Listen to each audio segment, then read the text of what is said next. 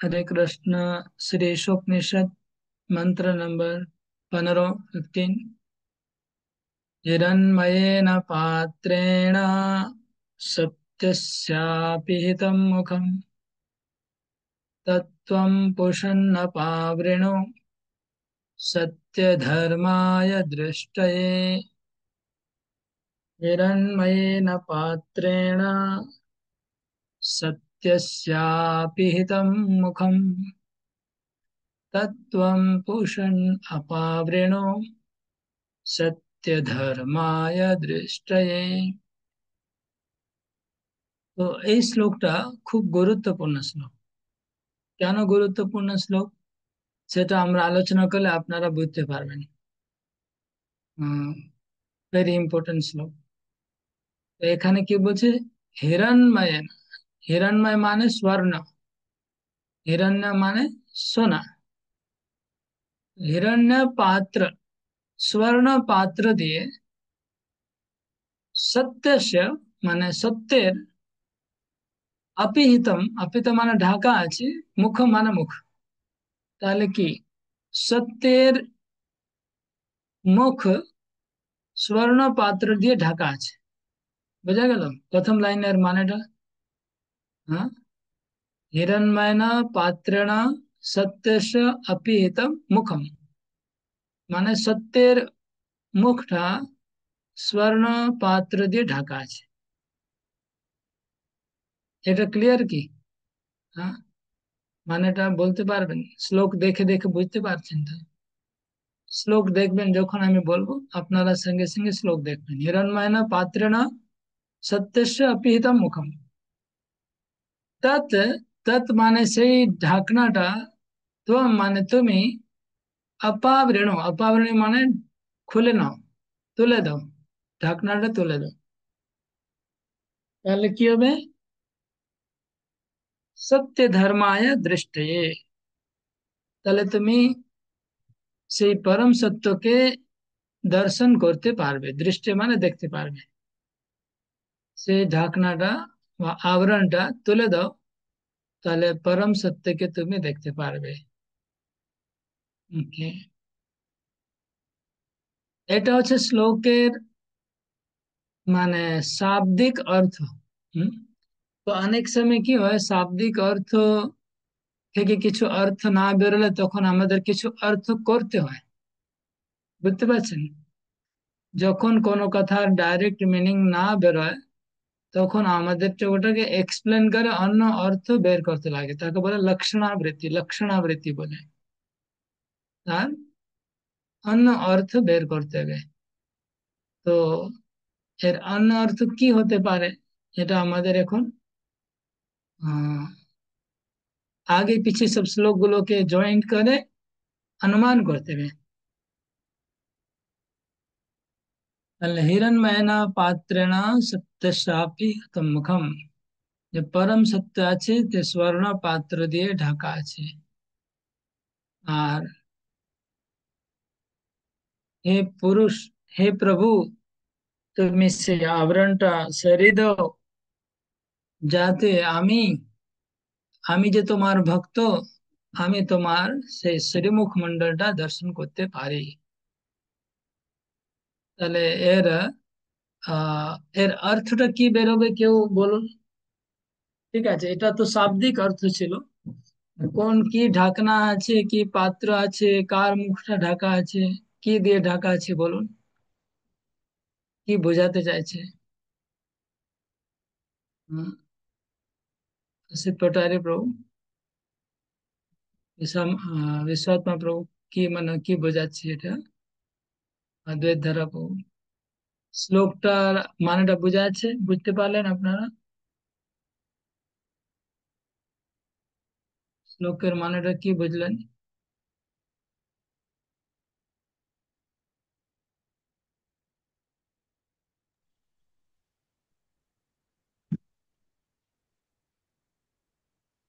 বলুন।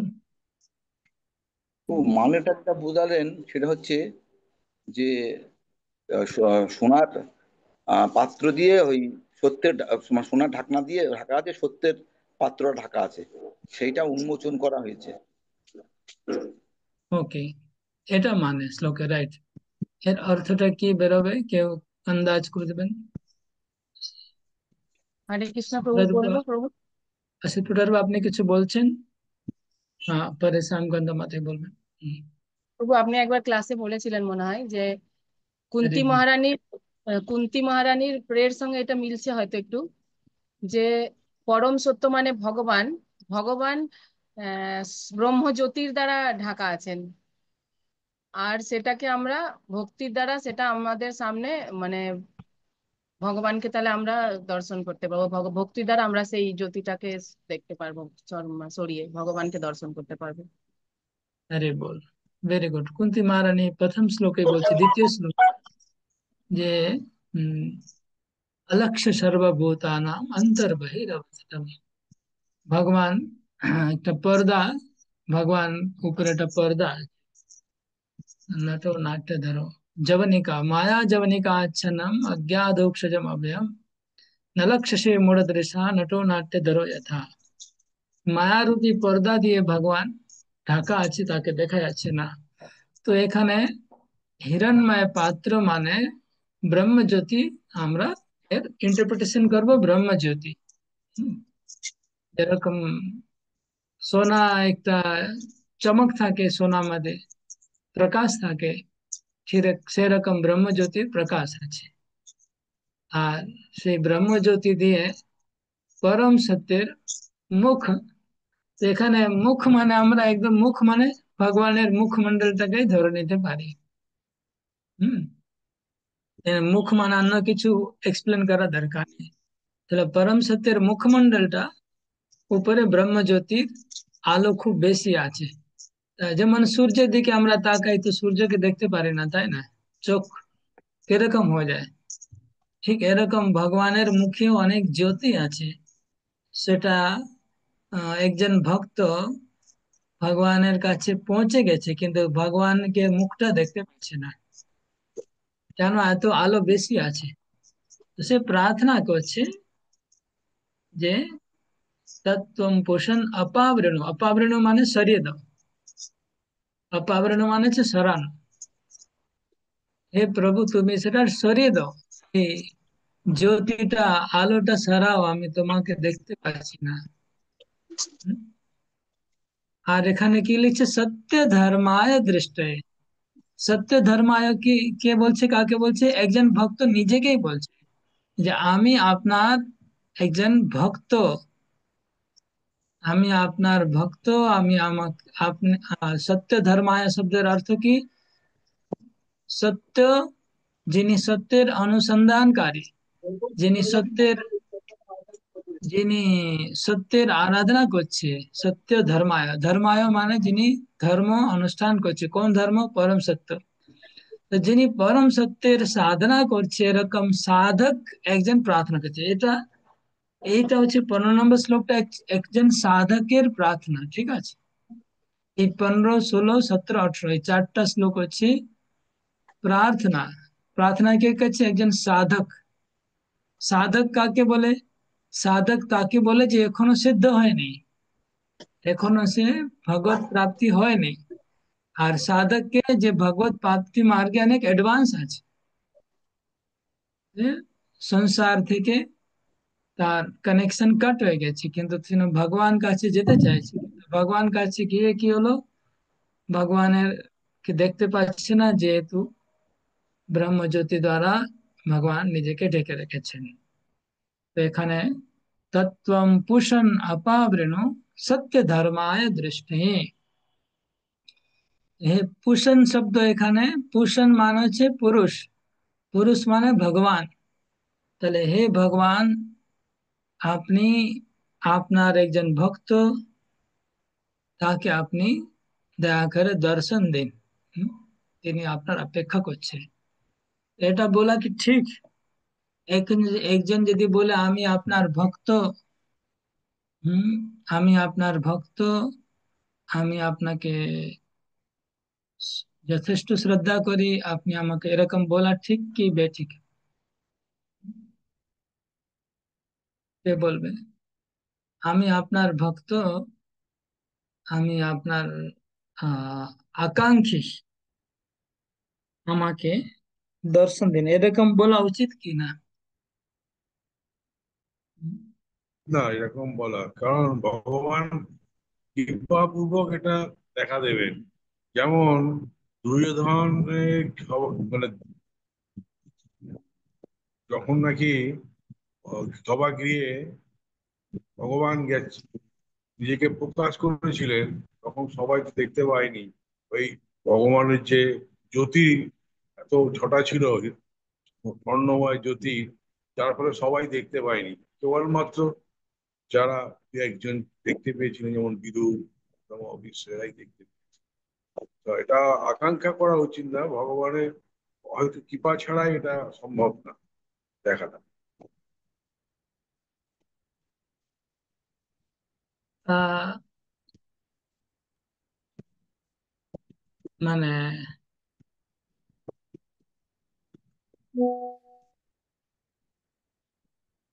বিভিন্ন কনটেক্সটে বিভিন্ন কিছু ঠিক ওর বেঠিক হতে পারে। তো আমরা এখন যেই কনটেক্সটে, আমরা এখন কনটেক্সট মানে প্রসঙ্গ, তো বিভিন্ন প্রসঙ্গে প্রসঙ্গ অনুযায়ী কোনো চিজ ভুল আর ঠিক হতে পারে। একই এখানে যেটা এক জায়গায় ভুল, সেটা সব জায়গায় ভুল হবে না, আর এক জায়গায় ঠিক, সেটা সব জায়গায় ঠিক হবে না, ঠিক আছে?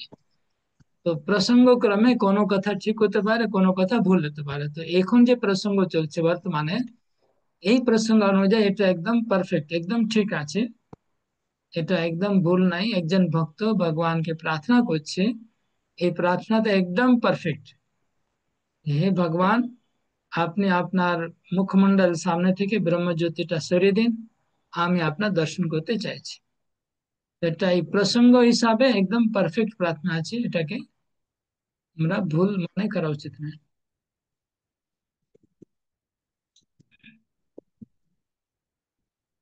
প্রসঙ্গ হিসাবে এক এক জিনিসটা চেঞ্জ হয়। তো আর একটা প্রসঙ্গে যদি আমরা যাই, সেখানে আহ প্রভুপাদ বলছেন যে ভগবানকে দেখার চেষ্টা করবে না, এমন তুমি কাজ করে যে ভগবান তোমাকে দেখতে আসবে। হ্যাঁ, সেটা আলাদা প্রসঙ্গ, এখানে সেই প্রসঙ্গ আমরা কম্পেয়ার করব না। Okay. এবার আমি আপনাদের প্রশ্ন করছি, সবাই রেডি থাকুন প্রশ্ন উত্তরের জন্য।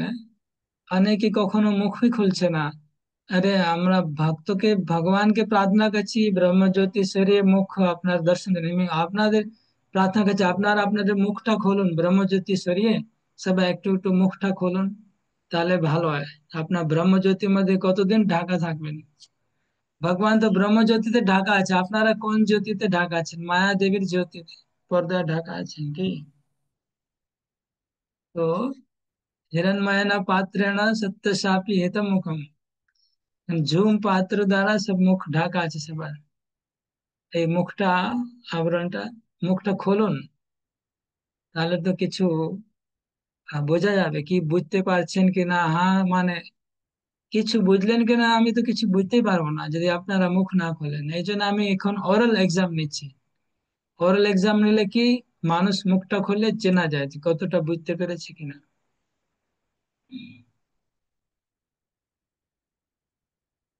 তো তো হরে কৃষ্ণ, আমি একটা জিনিস জিজ্ঞাসা করছি। আপনি যেটা বললেন যে ভগবানকে কি বলা যাবে তো, যে আমি আপনার ভক্ত, আমাকে দর্শন দিন, একথা বলা তো যায় না, যায় না? আমি বললাম না প্রসঙ্গ ক্রম। হুম, আমি কি বললাম, প্রসঙ্গ ক্রমে হয় এটা। তো এখন যে বর্তমানে যে প্রসঙ্গ চলছে উপনিষদে, এই প্রসঙ্গ অনুযায়ী এটা ঠিক আছে। এখন আপনার প্রশ্নটা কি? আপনি প্রসঙ্গটা আম- বলুন, কোন প্রসঙ্গের কথা বলছেন? আমি আমি যে কোনো সময় কি ভগবানকে বলা যাবে যে ভগবান আপনার, আমি আপনার ভক্ত হওয়ার চেষ্টা করছি, আপনি আমাকে দর্শন দিন বা আমাকে আমাকে সাহায্য করুন, এটা বলা যেতে পারে কি? তাহলে আপনি ভক্ত। বলছেন আপনার জন্য যে আমি কি ভগবানকে এটা বলতে পারি কি না, এটাই তো? হ্যাঁ, হ্যাঁ, হ্যাঁ, হ্যাঁ, হ্যাঁ, ওকে, আপনি ভগবানকে এটা অবশ্যই বলতে পারেন যে হে প্রভু, আমি চৈতন্য মহাপ্রভু বলছেন, আমি ভবসাগরে পতিত আছি, এই নন্দ তনু যে কিঙ্করম পতিতম মাম বিস্ময়ে ভবাম বুধো। আমি ভবসাগরে পতিত, যে আপনি আমাকে দয়া করে আপনার চরণ তলায় ধুলি সদৃশ চিন্তা করুন। তো এই প্রার্থনা তো করা যেতে পারে, কোনো অসুবিধা নেই, যে হে প্রভু, আমি আপনার দাস, আমি আপনাকে পেতে চাই, আমি মায়া পতিত আছি, আমাকে আপনার চরণে সেবা প্রদান করুন, এইটা প্রার্থনা আমরা অবশ্যই করতে পারি। এটা তো আমরা হরিনাম জপ করছি, এটাই তো প্রার্থনা করছি, যে আমাকে সেবা প্রদান করুন। তো সেবা প্রদান করলে ওর মধ্যে সব ইনক্লুডেডই আছে না, ওর মধ্যে সব কিছু আছে। কিন্তু ভক্তরা চ্যালেঞ্জ করে না ভগবানকে, যে ভগবানকে আমাকে দেখাও, দেখিয়ে দাও, আজকে রাত পর্যন্ত যদি আমাকে ভগবান দর্শন না দেয় তাহলে আমি আত্মহত্যা করবো। হ্যাঁ, এরকম ভক্তরা পাগলামি করবে না, ঠিক আছে না, যে ভগবান আমাকে যদি দর্শন না দেয় তাহলে আমি বিষ খেয়ে মরে যাবো। এরকম কারো আপনাদের মধ্যে কারো আগ্রহ আছে ভগবানকে দেখার? আগ্রহ নেই। এখন যদি কারো কোনো মায়াতে মোহিত হয়ে যায়, সে বিষ খেয়ে মরে যাবে, যে অমুক মেয়ের সঙ্গে আমার বিয়ে না হলে আমি মরে যাব, আমি ছেলের সঙ্গে বিয়ে না হলে মরে যাব। কিন্তু ভগবানের জন্য মরে যাওয়া লোক খুব কম।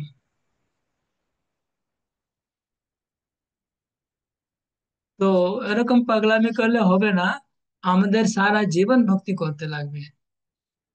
আর উৎসাহ, নিশ্চাত, ধৈর্য মানে কি, ভগবান যদি দর্শন নাও দেয় তাহলে আমরা চালিয়ে যাব। যে আমরা খুব অধৈর্য হয়ে যাই তাহলে প্রবলেম আছে, যে না ভগবান দর্শন দিচ্ছে না, তাহলে আমাদের ভক্তিতে বাধা হয়ে যাবে। ওকে, তো এই প্রসঙ্গে যাব না, এটা সাইড প্রসঙ্গ হয়ে যাবে।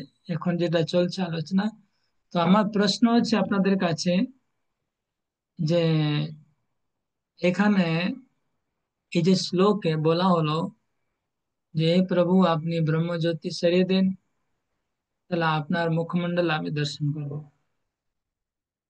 তো এর থেকে বোঝা যাচ্ছে যে ব্রহ্মজ্যোতির উপরে ভগবান আছে, তাই তো? ব্রহ্মজ্যোতির উপরে ভগবান। তাহলে গীতাতে কোন শ্লোক আছে যেটা মানে বোঝা যাচ্ছে যে যেখানে বলা আছে যে ভগবান ব্রহ্মজ্যোতির উপরে? আপনার তো শ্লোক মুখস্থ করেছেন অলরেডি, তো শ্লোক গুলো কাজে লাগান এবার। নাহলে মুখস্থ করাটা মুখস্থ এই তোতা পাখি মতো হয়ে যাবে, প্যারট, তোতা পাখি মতো মুখস্থ করলে তো হবে না, না? তো কোন শ্লোকে লেখা আছে যে ভগবান ব্রহ্মজ্যোতির উপরে আছে?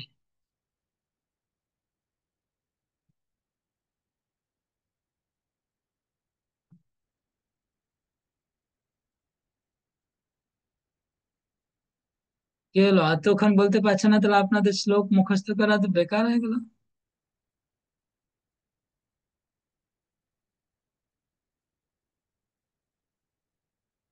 লোক খালি টেয়া পাখি মতোই মুখস্থ করছেন সবাই,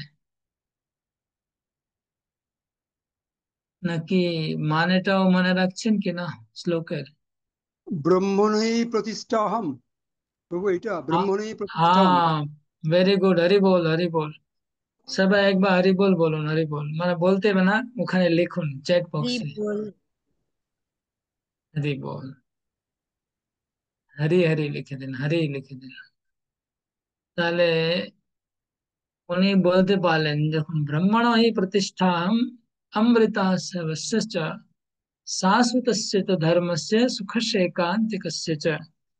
ভগবান বলছেন আমি ব্রহ্মের প্রতিষ্ঠা। হরি বল।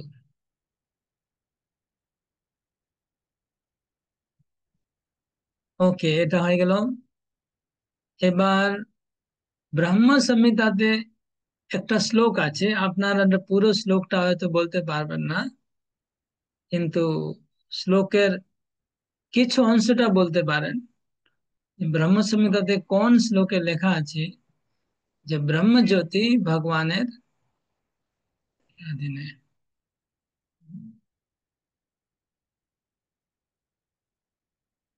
हाँ, बस बस हरि बोल অনেক হয়ে গেছে, এবার চলবে। নেক্সট নেক্সট প্রশ্নের উত্তর এখন দেওয়ার চেষ্টা করুন। এখন কে, এখন এই নেক্সট নেক্সট অ্যাওয়ার্ড কে কে নেবে? এখন নেক্সট যে অ্যাওয়ার্ড পাওয়া যাবে কার হাতে যাচ্ছে দেখি। কোন শ্লোক আছে ব্রহ্ম সংহিতাতে যেখানে ব্রহ্মজ্যোতি, ভগবান ব্রহ্মজ্যোতির উপরে এটা লেখা আছে? আপনারা তো ব্রহ্ম সংহিতার অনেক শ্লোকগুলো অবশ্যই জানেন না? কি হলো, অদ্বৈত ধরাপো শ্যামকান্ত আমাদের আপনারা কি করছেন, ধরতে পারছেন না? প্রভু লেখাই আছে, তো यस्य प्रभा प्रभवतो जगदण्ड कोटि कोटि वशेष वसुधा আপনি देवी আপনি वृंदम। একটু অনেস্ট আছেন, অনেস্টির জন্য আপনাকে ধন্যবাদ। আপনার অনেস্টি বলে এটাকে, এক বইতে আছে, উনি বলে দিচ্ছে প্রথমে যেটা বইতে আছে। আপনারা বাকি সবাই মানে এক নম্বর তো আপনারা বুঝতেই পারছেন না যে বইতে আছে, আর বুঝতে পারলেও অনেস্টি হবে না, হয়তো আপনারা বলবেন যে আমি বলছি। মাথায় দুটোই করতে পারলেন, এই জন্য মাথায়কে এখন একবার হরি বল করে এইচ এইচ লিখে দিন। সবাই হরি বল পুরো লিখতে সময় লাগবে, শুধু এইচ বি, হরি বল। সবাই এইচ বি লিখে দিন চ্যাট বক্সে, হরি বল। মাথায় দুটো কাজ করলেন। এক নম্বর হচ্ছে বই থেকে শ্লোকটা খুঁজে পারলেন, আর 2 নম্বর অনেস্টি, যে হ্যাঁ এটা বইতে লেখা আছে, আমি বইতে লেখা আছে সেগুলোই আপনাকে প্রশ্ন করছি আপনাদেরকে, শুধু আমি বলছি না। আহ বলে দিলে তো আপনারা দেখে ফট করে বলে দিতেন, এই জন্য বলে নেই। হ্যাঁ, ওকে। কেন আমি বইয়ের বাইরে আমি যাবোই না, না আমার, আমাকে কভার করতে হবে বইয়ের সাবজেক্টটা। এবার নেক্সট প্রশ্ন হচ্ছে, উম, দেখুন ব্রাহ্মণই প্রতিষ্ঠা বইতে উপরেই লেখা ছিল একদম স্টার্টিং এ। হুম, তারপরে ভাগবতের একটা শ্লোক আছে, একটা ব্রহ্ম সংহিতার শ্লোক আছে। ওইসব কিছু মুন্ডক উপনিষদ এগুলো কঠিন আছে, এগুলো আমি জিজ্ঞাসা করবো না, কিন্তু যেগুলো ইম্পর্টেন্ট শ্লোক সেটা জিজ্ঞেস করলাম। হুম, তো 5 প্রকার ভগবানের ভক্তের ভগবানের সঙ্গে 5 প্রকার সম্বন্ধ থাকে। হুম, এটা তো সবাই জানার কথা, A to Z, তাই না? এটা কে না জানে বলুন? তো 5 প্রকার সম্বন্ধ ভগবানের সঙ্গে সবাই অবশ্যই জানেন। কাকে জিজ্ঞেস করবো আমি? হুম, কাকে জিজ্ঞেস করবো? নকুল প্রভু বলুন, নকুল প্রভু। ভগবানের সঙ্গে ভক্তের যে 5 প্রকার সম্বন্ধ কি কি, নকুল হরিদাস। শান্ত, দাস্য, সখ্য, হুম, বাৎসল্য, মাধুর্য। মানে ডাবল সাউন্ড আসছে, সাইড থেকে কেউ প্রম্পট করছে কি না, নাকি মোবাইলে ইকো হচ্ছে?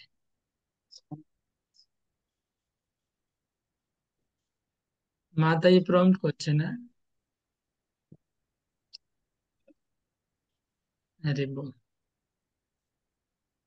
গৃহস্থ না না জীবন তো প্রভু, এটাই, মাতাইদের ছাড়া তো গৃহস্থ জীবন চলেই না, না? পুরো জীবন প্রম্পট করলেই তো গৃহস্থ জীবন চলছে।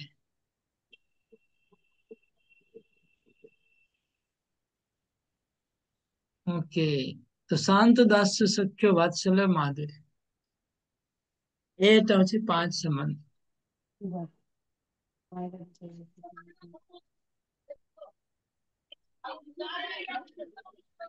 Okay. এগুলো হচ্ছে তাৎপর্যের মধ্যে আছে যেগুলো আমি জিজ্ঞেস করছি সব। এবার এই তাৎপর্য বিরাট বড় আছে, পুরোটা আমরা পড়ছি না, কিন্তু মুখ্য মুখ্য পয়েন্ট কভার করছি আমি। 3 প্রকার परमार्थवादी আছে। হুম, 3 প্রকার परमार्थवादी আছে। হুম, 3 প্রকার परमार्थवादी আছে, তাদের সম্বন্ধে প্রভুপাদ বলছেন। দেখুন, প্রথমে তো প্রভুপাদ এখানে ব্রহ্মজ্যোতি সম্বন্ধে অনেক সুন্দর বলেছেন। হ্যাঁ, প্রভুপাদ বলছেন যে ভগবানের শরীর থেকে যে প্রকাশ সেটা হচ্ছে ব্রহ্মজ্যোতি। যারা জ্ঞানী ভক্ত তারা সে ব্রহ্মজ্যোতিতে বিলীন হচ্ছে।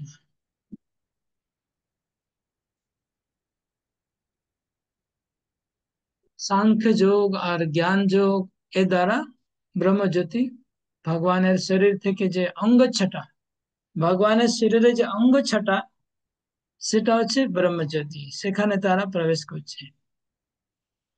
আর একটু যারা অ্যাডভান্স তারা যোগী বলা হয় তাদেরকে, আর তারা পরমাত্মার উপাসনা করেন।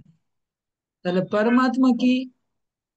পরমাত্মা কি? পরমাত্মা হচ্ছে ভগবানের 3টা পুরুষ অবতার, কানদক্ষায় বিষ্ণু, গর্ভদক্ষায় বিষ্ণু আর ক্ষীরদক্ষায় বিষ্ণু। এই 3জনই হচ্ছে পরমাত্মা। ওকে, তবে আমরা জেনারেলি ক্ষীরদক্ষায় বিষ্ণুকেই পরমাত্মা মানি, যেহেতু উনি জীবের পরমাত্মা। যেহেতু গর্ভদক্ষায় বিষ্ণু ব্রহ্মাণ্ডের পরমাত্মা, আর কানদক্ষায় বিষ্ণু অসংখ্য ব্রহ্মাণ্ডের পরমাত্মা। 3জনই পরমাত্মা, পুরুষ অবতার। তো যারা পরমাত্মার উপাসক তারা এই 3জন পুরুষের উপাসনা করেন আর তারা পরমাত্মাকে লাভ করেন। আর এর ঊর্ধ্বে বৈকুণ্ঠে সাক্ষাৎ ভগবান থাকেন। যারা ভগবানের ভক্ত তারা বৈকুণ্ঠে আর গোলক ধামে গিয়ে ভগবানের সাক্ষাৎ সেবাতে নিয়োজিত হন। এটা আমরা অনেকবার আলোচনা হয়ে গেছে, কিন্তু বারবার রিপিট করা দরকার যাতে আমাদের মাথায় ঠিক মতো বসে যায়। এই জন্য প্রভুপাদ বারবার রিপিট করছেন। ওকে, তো এই শ্লোকের আহ, সব বিষয়বস্তু মোটামুটি কভার হয়ে গেল। হুম, ঠিক আছে। কারো কিছু প্রশ্ন আছে? নেক্সট শ্লোকে যাব। এটা ছিল 15 নম্বর শ্লোক। তো এই শ্লোকটা কি করে ইম্পর্টেন্ট আপনারা বুঝতে পারলেন? এই শ্লোকে কেন ইম্পর্টেন্ট একজন বলুন কেউ। এখন এখন ধরতে পারলেন এটা ইম্পর্টেন্ট কেন? শ্যামকান্ত মাতাই বলুন। আরে অযোধ্যা ধারা কো বলো। হরে কৃষ্ণ, দণ্ডবোধ, প্রণাম প্রভু। প্রভু, এই জন্য সব থেকে ইম্পর্টেন্ট, যারা আমরা নবাগত ভক্ত তাদের পক্ষে, যে আমরা যাতে না ভগবান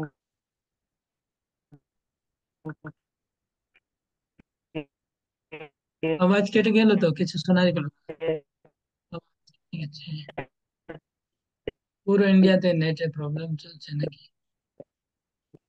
পুরো আওয়াজ কেটে গেল, কিছু শোনা যাচ্ছে না। আর কেউ বলবে? কিছু শোনা যায়নি। নেটের প্রবলেম, আমার এখানেও প্রবলেম চলছে, মানে আপনাদের ওখানে প্রবলেম। তোমাকে অর্ডার দিয়েছিলাম মনে হয় না। শ্লোকটা কেন ইম্পর্টেন্ট অখিলনাথ বলো তুমি। তুমি তো কিছু বলছো না, বাবার নাম মার নামও বলতে তুমি লজ্জা পাচ্ছ, আর ভগবানের কথাও বলছো না। তো এখানে আমরা বুঝতে পারছি এই ভগবত গীতার শ্লোকের মাধ্যমে এবং ব্রহ্মসংহিতার শ্লোকের মাধ্যমে কি ভগবান ব্রহ্মজ্যোতির ওপরে গোলক ধামে বিচরণ করেন। এবং আমরা এখানে বুঝতে পেরেছি ভগবানের সঙ্গে আমরা কোন কোন আহ রসের দ্বারা, মানে শান্ত, দাস্য, সাক্ষ্য, না না না, বাৎসল্য। আমার প্রশ্নই নাই। আমার প্রশ্ন হচ্ছে এই 15 নম্বর যে মন্ত্র, এই মন্ত্রটা কেন ভেরি ইম্পর্টেন্ট? শ্লোকটা। আচ্ছা, মন্ত্রটা তো এখানে আমরা আহ বুঝতে পারছি যে আহ ভগবান অ্যাকচুয়ালি ব্রহ্মজ্যোতি দ্বারা আবৃত, এবং ভগবানের মুখমণ্ডল দর্শন করতে গেলে আমাদের ব্রহ্মজ্যোতি ভেদ করে ভগবানের ধামে যেতে হবে। হলো না, এটা প্রচারের ক্ষেত্রে কেন ইম্পর্টেন্ট? ঠিক আছে, আমার কোশ্চেনটা আরো ঘোরাতে হবে মনে হচ্ছে, নাহলে বুঝতে পারবে না। তাহলে প্রচারের ক্ষেত্রে এই প্রশ্নটা, এই শ্লোকটা ইম্পর্টেন্ট কিভাবে, কে বলবে?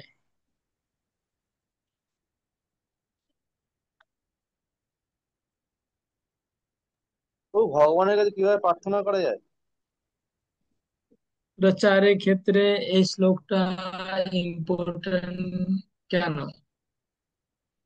কারণ এখানে প্রমাণ বুঝতে পারছি কিভাবে ভগবানের প্রার্থনা করব।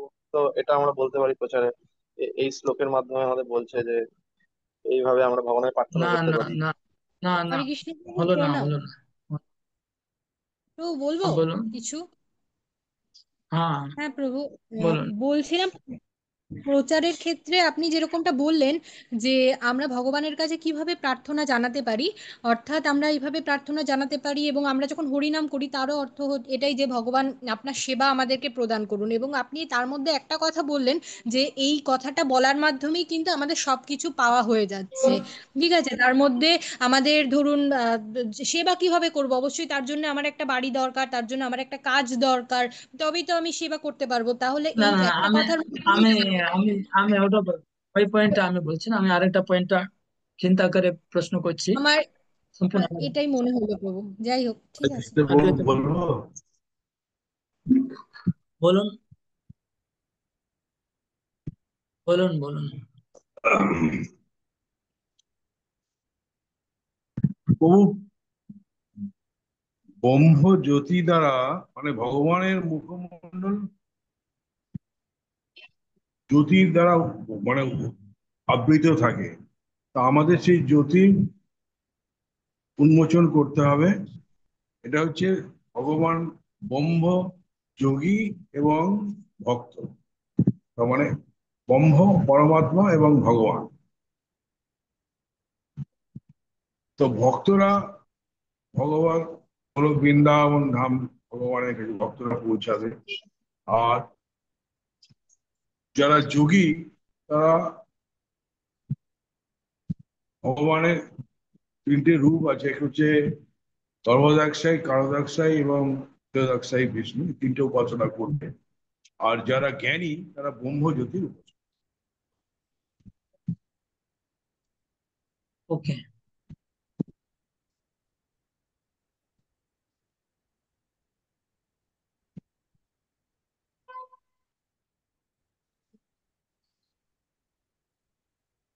হ্যাঁ, তো সেটা তো বোঝা যাচ্ছে, কিন্তু ইম্পর্টেন্ট কেন? ওকে, আপনারা ধরতে পারছেন না। দেখুন, আমাদের আপনার তো ক্লাস করতে করতে অ্যাকচুয়ালি ডুবে যাচ্ছেন, ভুলে যাচ্ছেন কনটেক্সট হারিয়ে ফেলছেন। উপনিষদ হচ্ছে এমন একটা গ্রন্থ যেটাকে বলে, কি বলে, বাংলা কি বলে ওটাকে, সর্বমান্য গ্রন্থ। সবাই উপনিষদকে সবাই অধ্যয়ন করে, সবাই গ্রহণ করে। মানে শুধু বৈষ্ণব নয়, পুরো সনাতন ধর্মে যত সম্প্রদায় আছে সবাই এই উপনিষদকে মানছে। ঠিক আছে। এখন বৈষ্ণব সম্প্রদায় ছাড়া বাকি যত সম্প্রদায় আছে তারা সবাই তো এটাই মনে করছে যে ব্রহ্মজ্যোতি টপ মোস্ট। হম। তারা কখনো এটা মনে করে না যে ভগবান ব্রহ্মজ্যোতির উপরে আছে। তো এই শ্লোকে মানে প্রমাণিত হচ্ছে যে ভগবান হচ্ছে ব্রহ্মজ্যোতির উপরে। এই জন্য এই শ্লোকটা ইম্পর্টেন্ট। কেননা যত উপনিষদ আছে, উপনিষদে ব্রহ্মজ্যোতিকেই শ্রেষ্ঠ বলা হয়। বেদান্তেতে ব্রহ্মজ্যোতির মহিমা বেশি থাকে, কিন্তু এখানে বলা হচ্ছে যে ভগবান ব্রহ্মজ্যোতির উপরে, এই জন্য এই শ্লোকটা ইম্পর্টেন্ট।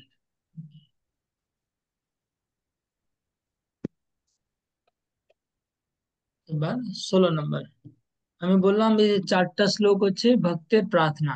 তো আমরা দেখবো যে পরপর যত শ্লোক আছে পরপর এর পরে সব প্রার্থনা মূলক শ্লোকগুলো। ও হরে কৃষ্ণ প্রভু, আপনি যেটা হুম। বললেন যে এই শ্লোকটা সবার কাছে শ্রেষ্ঠ, তাহলে কি এই শ্লোকটা কি যারা নির্বিশেষবাদী তাদের কাছে শ্রেষ্ঠ? আচ্ছা, আপনি বলেন শ্রেষ্ঠ, আমি তো শ্রেষ্ঠ বলছি না, আমি বলছি ইম্পর্টেন্ট। শ্রেষ্ঠ আর ইম্পর্টেন্ট মধ্যে পার্থক্য আছে। গুরুত্বপূর্ণ আমাদের জন্য, প্রচারের জন্য গুরুত্বপূর্ণ এটা বললাম। তাহলে নিরীশ্বরবাদী কেন গুরুত্ব বলবে? ওদের কি আমার প্রচার ওর জন্য কি করে গুরুত্ব হবে? হুম? না, আমি এটা প্রচারের জিজ্ঞেস করলাম। ক্ষেত্রে, প্রচারের ক্ষেত্রে গুরুত্বপূর্ণ মানে কি, যে প্রচার করবে তার কাছে গুরুত্বপূর্ণ, যে প্রচার নেবে তার কাছে গুরুত্বপূর্ণ কি করে হবে? হুম? বুঝতে পারছেন কি? হ্যাঁ, বুঝতে পেরেছি। হ্যাঁ প্রভু, বুঝতে পেরেছি। যারা প্রচার করছে তাদের কাছে এটা গুরুত্বপূর্ণ। কেননা এই শ্লোক দিয়ে একজন সনাতন ধর্মের যে কোনো ফলোয়ার, তাকে আমরা বোঝাতে পারি যে ভগবান হচ্ছে ব্রহ্মজ্যোতির উপরে। তাহলে আপনি বলবেন আরো এরকম তো অনেক আছে, ব্রহ্ম সংহিতাতে আছে, হেন তেন, তো ওইগুলো তো মানবে না না ওরা। এটা হচ্ছে ঈশোপনিষদ। ঈশোপনিষদ হচ্ছে প্রামাণিক গ্রন্থ, সর্বমান্য গ্রন্থ। বুঝলেন আমি কি বলছি?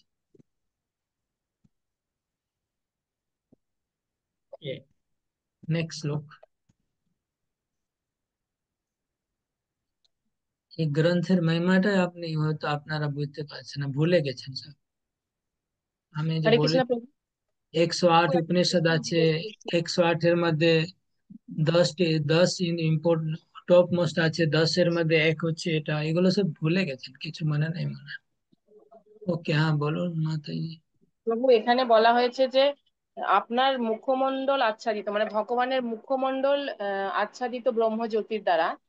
তাহলে ব্রহ্মজ্যোতি আর ভগবানের স্থানটা তো মানে এক জায়গাতেই হচ্ছে, মানে ব্রহ্মজ্যোতিটা তো নিচে হচ্ছে না, তাহলে কি করে বোঝানো যাবে? এটা আমাদের ভুল ধারণা যে ব্রহ্মজ্যোতি নিচে আছে আর ভগবান উপরে আছে, বা এরকম, মানে এই যে এই চিন্তাটাই ভুল, ঠিক আছে? ব্রহ্মজ্যোতি সর্বত্র আছে, এভরিওয়্যার। ব্রহ্মজ্যোতি বৈকুণ্ঠেও আছে, গোলকে আছে, ভগবানের বাড়ির মধ্যে আছে, ভগবানের ঘরের মধ্যে আছে, বৃন্দাবনে আছে, সব জায়গায় আছে। যেমন সূর্যের আলো সব জায়গায় আছে, আছে না? সূর্যের আলো সব জায়গায় আছে, এভাবে ব্রহ্মজ্যোতিও সব জায়গায় আছে। প্রভু কিন- ব্রহ্মজ্যোতির দ্বারাই তো সব আলোকিত হচ্ছে, তাহলে ব্রহ্মজ্যোতি তো সব জায়গায় আছে। একদম, ব্রহ্মজ্যোতি ইভেন এখানেও আছে, আমরা যেখানে, কিন্তু এটা এখানে অজ্ঞানের দ্বারা আচ্ছন্ন হয়ে গেছে ব্রহ্মজ্যোতি। জড় জগতে যে মহৎ তত্ত্ব আছে, অহংকার আছে আর অজ্ঞান আছে, এগুলো ব্রহ্মজ্যোতিকে আচ্ছাদিত করে রেখেছে বা সরিয়ে রেখেছে। কিন্তু চিন্ময় জগতে সব জায়গায় ব্রহ্মজ্যোতি আছে। কিন্তু যারা ব্রহ্মজ্যোতিতে বিলীন হয়, হুম, তারা ব্রহ্মজ্যোতিতে বিলীন হওয়ার পরে তাদের যে চেতনা, এখন আমরা যেহেতু জড় জগতে আছি, সবকিছু আমরা ওই ফিজিক্যালি চিন্তা করি উপর নিচে, কিন্তু ফিজিক্যালি উপর নিচে চিন্তা করাটা ভুল ধারণা। সবকিছু ফিজিক্যালি উপর নিচে হয় না। যেমন আমি যদি বলি যে বিশ্বআত্মা প্রভু আহ পরেশ প্রভুর উপরে আছে, তো উপরে আছে মানে কিভাবে উপরে আছে? হ্যাঁ? উপরে আছে মানে কি উপর তলায় থাকে নাকি? মানে উনি দুই ফোর্থ ফ্লোরে ধরনের, থাকে, উনি উনি দুই থার্ড ধরনের ফ্লোরে বলা থাকে, যেতে পারে, যে বয়সে বড় আছেন অথচ বা নলেজ কিছু, এই ধরনের বড় বলা যাবে। ও অনেক অ্যাঙ্গেল আছে না, অনেক অ্যাঙ্গেল আছে উপর নিচে বলার। মানে বয়স হতে পারে, বা রিলেশন হতে পারে, বা ভক্তিতে আগে পিছু হতে পারে। ঠিক সেরকম যখন আমরা বলছি যে ব্রহ্মজ্যোতি থেকে গোলক উপরে, তো ওটা ফিজিক্যালি উপর নিচে চিন্তা করা যাবে না, ঠিক আছে না? অন্য কোন অ্যাঙ্গেলে উপর নিচে আছে। হয়তো ব্রহ্মজ্যোতি সব জায়গায় আছে আর আত্মা ব্রহ্মজ্যোতির মধ্যে আছে, তো কিন্তু তারা কৃষ্ণ থেকে দূর আছে, কাছে থাকে দূর আছে কেন? কৃষ্ণের সঙ্গে যদি সম্বন্ধ না থাকে তাহলে কাছে থেকে কি, একই ব্যাপার না? কাছে থাকা দূরে থাকা কি মানে আছে? ওকে, আহ ভালো প্রশ্ন। এই প্রশ্নটা ইম্পর্টেন্ট ছিল, কারণ অনেক হিন্দিতে এই প্রশ্ন উঠেছিল, হিন্দি ক্লাসে সেম, ওদেরকেও বোঝানো।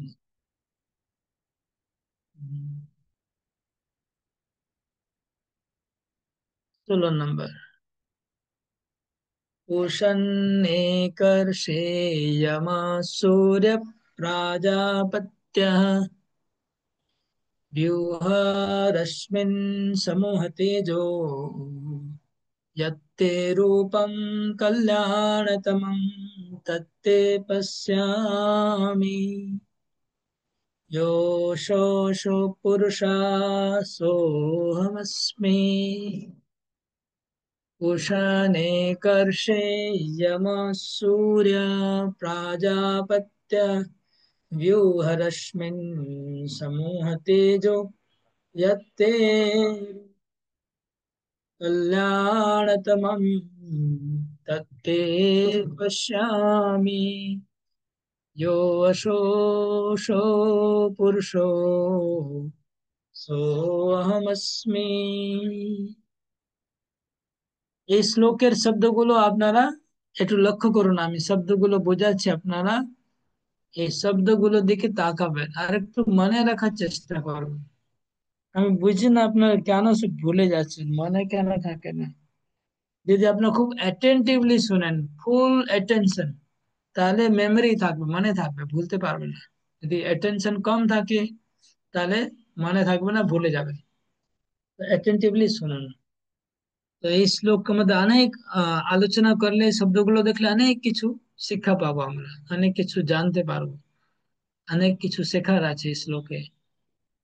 তো উষান একর্ষে यम सूर्य प्राजा, প্রথম লাইনে ভগবানের বিভিন্ন নাম আছে, ঠিক আছে।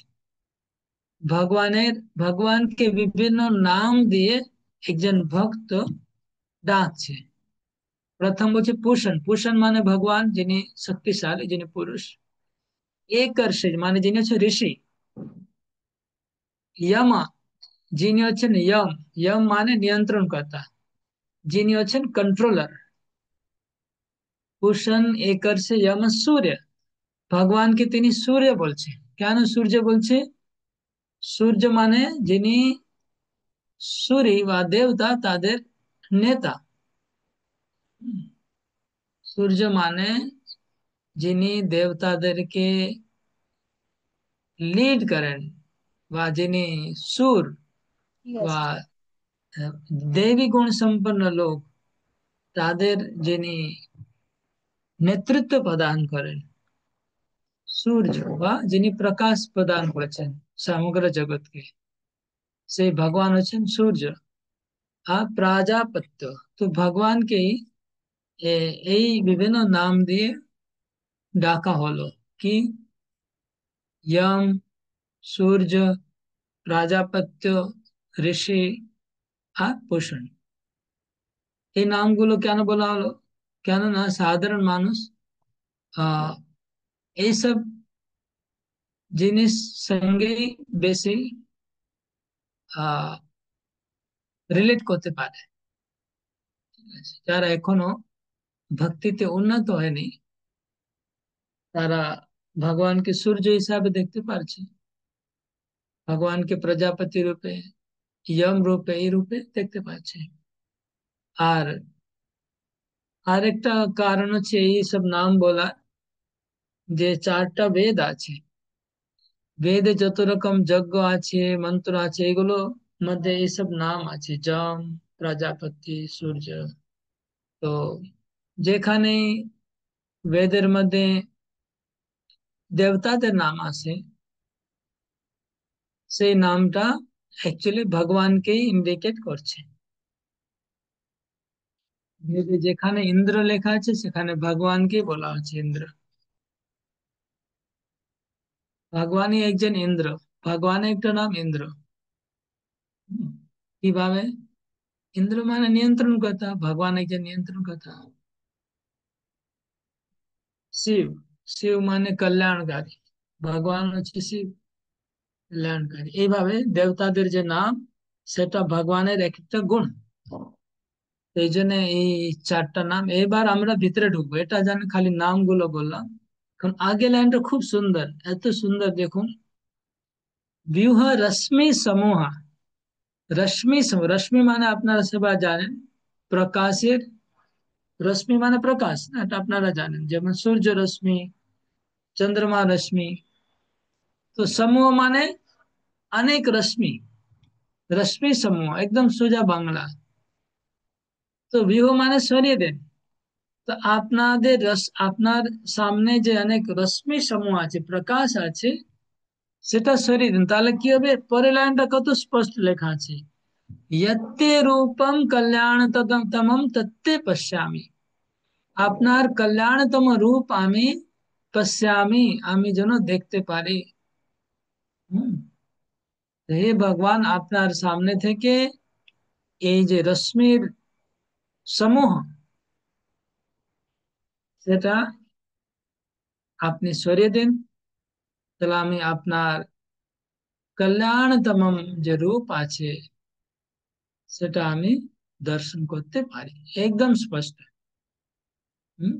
15 নম্বর শ্লোকে যে কথা বলা হলো সেটা ডাইরেক্ট ছিল না, সেখানে অর্থটা ঠিক আসছিল না, কেননা সোনার পাত্র দিয়ে মুখ ঢাকা লেখা ছিল। এখানে কি সোজা লেখা আছে যে আপনার কল্যাণতম রূপ, यत्ते रूपम कल्याणतम, ভগবানের মঙ্গলময় রূপ। মঙ্গলম ভগবান বিষ্ণু মঙ্গলম গরুড়ধ্বজ মঙ্গলম পুণ্ডরীকাক্ষ মঙ্গলায়তন হরি। তো মঙ্গলময় রূপ আপনার আমি দর্শন করতে চাই, আপনি বিহু রশ্মি সমূহ সরিয়ে দিন। ঠিক আছে, তো এখানে আহ গীতাতে আমরা একটা বিষয় আলোচনা করেছিলাম, কল্যাণতমম, গুহ্যতম। তো গুহ্যতম যখন আমরা বলছি, তো তার আগে আর দুটো জিনিস আসছে, সেটা কোনটা? গুহ্যতম আগে দুটো জিনিস। গুহ্য আর গুহ্যতর, তারপরে গুচ্ছতম। Very good, very good. গুহ্য, গুহ্যতর, গুহ্যতম। তো ঠিক সেরকম এখানে কল্যাণতমম আছে, তাহলে কল্যাণতম আগে দুটো আসবে, কল্যাণময় আর কল্যাণতর আর কল্যাণতম।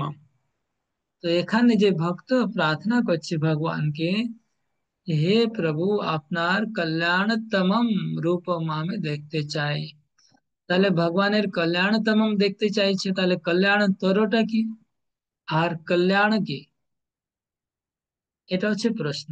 তো এটা আপনারা ওই থেকে খুঁজে, এক্ষুনি খুঁজে বের করুন। আর এখানে যে কে ফার্স্ট হতে পারে প্রথম খুঁজে বের করবে আর পড়ে শোনাবে হরিবোল, তাকে হরিবোল সবাই দেওয়া হবে, হরিবোল পাবে।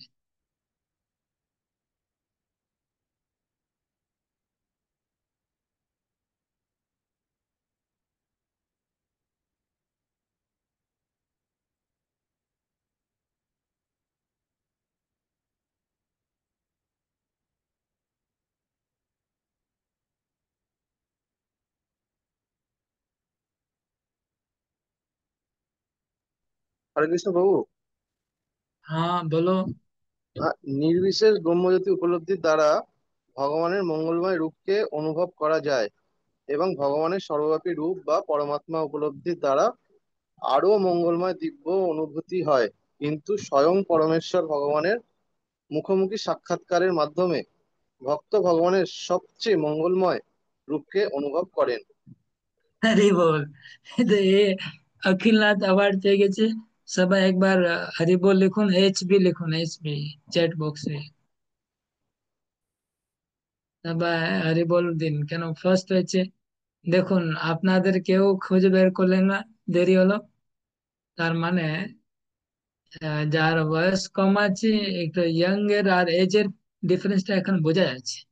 বয়স হলে যে চেঞ্জ হয়ে যায়, সবকিছু পাওয়ার কম হয়ে যায়, এটা বোঝা যাচ্ছে।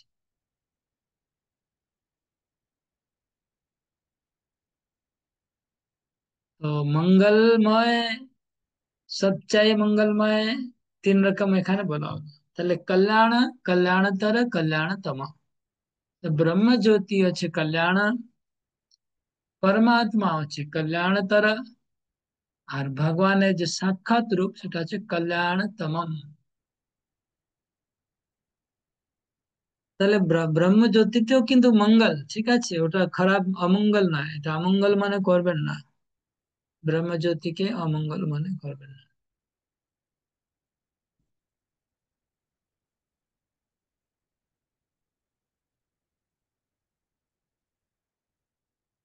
ওকে, তাৎপর্য থেকে খুঁজে বের করুন জীবাত্মাকে জড় জগতে কেন প্রবেশ করতে হয়েছে। কে খুঁজে বের করবে, ফার্স্ট কে হবে? কে তাড়াতাড়ি বের করতে পারবে জীবাত্মাকে জড় জগতে কেন প্রবেশ করতে হয়েছে? হরে কৃষ্ণ প্রভু। হ্যাঁ বলুন। জীবেরাও ভগবানের বিভিন্ন অংশ, এবং যেহেতু তাদের মধ্যে কেউ কেউ প্রভু হবার ও পরমেশ্বর ভগবানকে অনুকরণ করার বাসনা পোষণ করে, তাই প্রকৃতির উপর প্রভুত্ব করার তাদের প্রবণতাকে পূর্ণরূপে কাজে লাগানোর জন্য তিনি তাদেরকে পছন্দ করার ক্ষমতা সহ জড় জগতে প্রবেশ করার অনুমতি দেন। তার অবিচ্ছিন্ন অংশ জীবদের উপস্থিতি দৃশ্যমান সমগ্র জগৎ ক্রিয়া ও প্রতিক্রিয়ার দ্বারা আলোড়িত হয়। এভাবেই জড়া প্রকৃতির উপর প্রভুত্ব করার সব সুযোগই জীবদের প্রদান করা হয়েছে, কিন্তু পরম নিয়ন্তা হচ্ছেন পরমাত্মা। পরম নিয়ন্তা হচ্ছেন পরমাত্মা রূপে ভগবান স্বয়ং, এবং আরে পরমাত্মা একজন পুরুষ অবতার। ভেরি গুড, খুব ভালো। তো সবাই আবার একবার এইচপি লিখুন। হ্যাঁ, আরে হরি বল করুন। আপনারা কমপক্ষে বলতে না পারলে লিখতে তো পারবেন।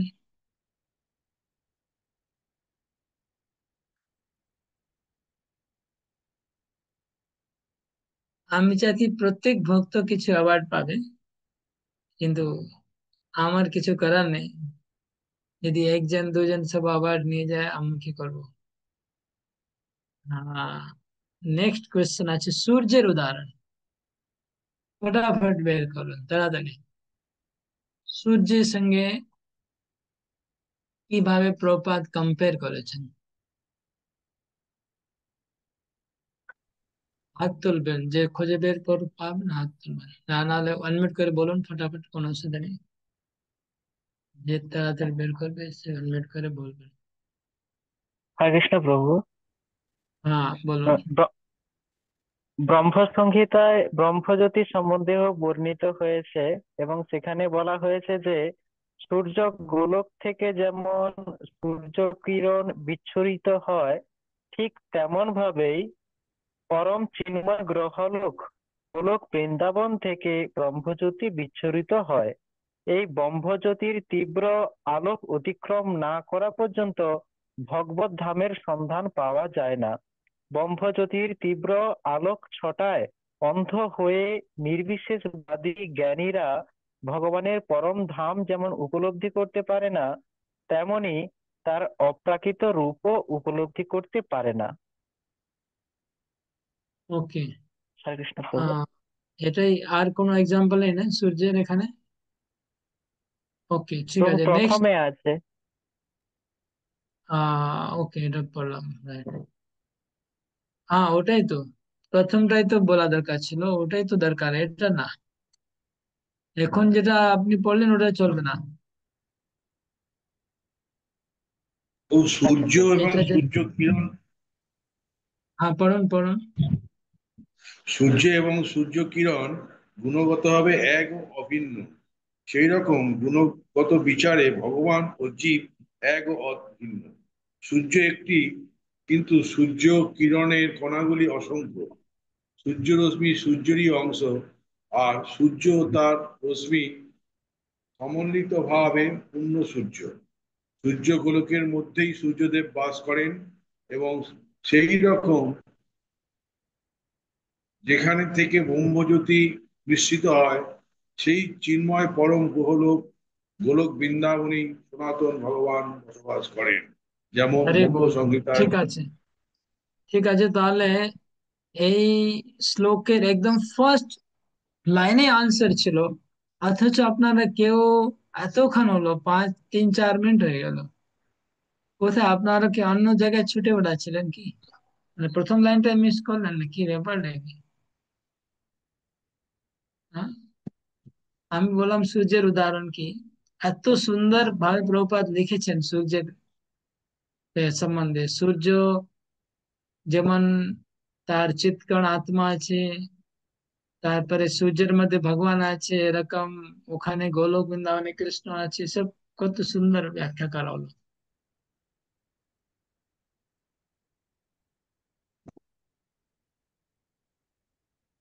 তো মানে বা আর কে বললো না কেন এটা আছে, আর আপনারা খুঁজে পেলেন না কেন, যখন লেখা আছে সামনেই, প্রথম লাইনে লেখা আছে কি আপনারা কি সূর্য মানে ওটা কি আচ্ছাদিত হয়ে গেল নাকি পড়ার সময়? কোন ব্রহ্মজ্যোতি দ্বারা আচ্ছাদন হয়ে গেল? আপনাদের চোখ আচ্ছাদন হয়ে গেল নাকি ওই পাতাটা আচ্ছাদিত হয়ে গেল? প্রভু আপনি যে ভগবান প্রশ্ন শব্দের শেয়ার অর্থ কি? করেছেন, ভগবান শব্দের অর্থ কি? তাড়াতাড়ি খুঁজে বের করুন।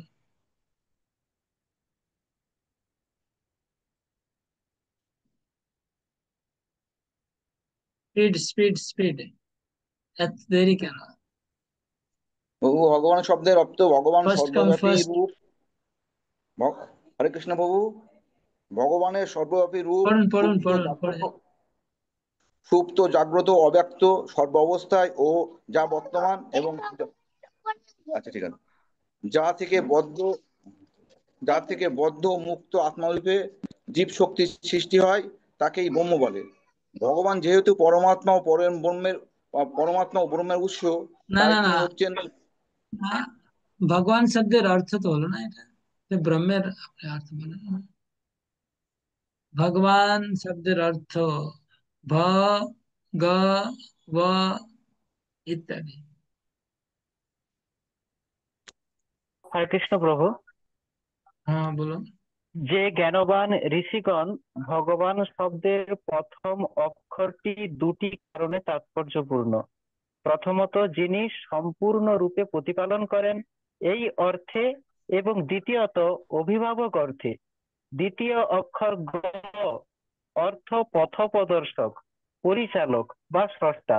ব শব্দটি ইঙ্গিত করেছে যে সমস্ত জীবেরা তার মধ্যে বাস করে এবং তিনিও সমস্ত জীবের মধ্যে বাস করেন। পক্ষান্তরে অপ্রাকৃত শব্দ ভগবান সম্পূর্ণভাবে জড়, হেয়তা শূন্য, অসীম জ্ঞান, বিভূতি, শক্তি, ঐশ্বর্য, বল ও প্রতিপত্তির প্রতীক। হরে কৃষ্ণ। কে ভ, ভ মানে কি হলো?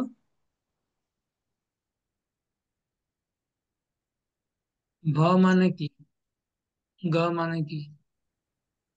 ভ অব মানে মানে? যিনি যিনি প্রতিপালন করেন। গ শব্দের অর্থ পথপ্রদর্শক। ব শব্দটির অর্থ ইঙ্গিত করেছে সমস্ত জীবেরা তার মধ্যে বাস করে।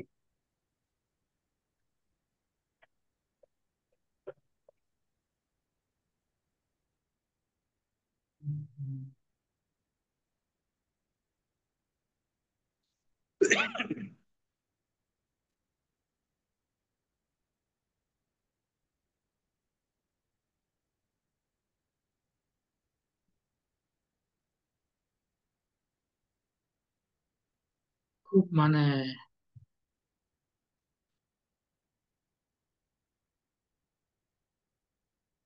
আপনার বলার পরেও অপূর্ণ মানে অর্ধেকটা কথা বলেন কেন? অর্ধেকটা পুরোটা বলতে কি মানে কি টাকা পয়সা লাগছে নাকি? আমি ভ কথার অর্থ জিজ্ঞেস করলাম, আপনি পুরো পড়লেন, পড়ার পরে যখন জিজ্ঞেস করছি ভ মানে কি, তো সেটাই ঠিক মতো বলছেন না।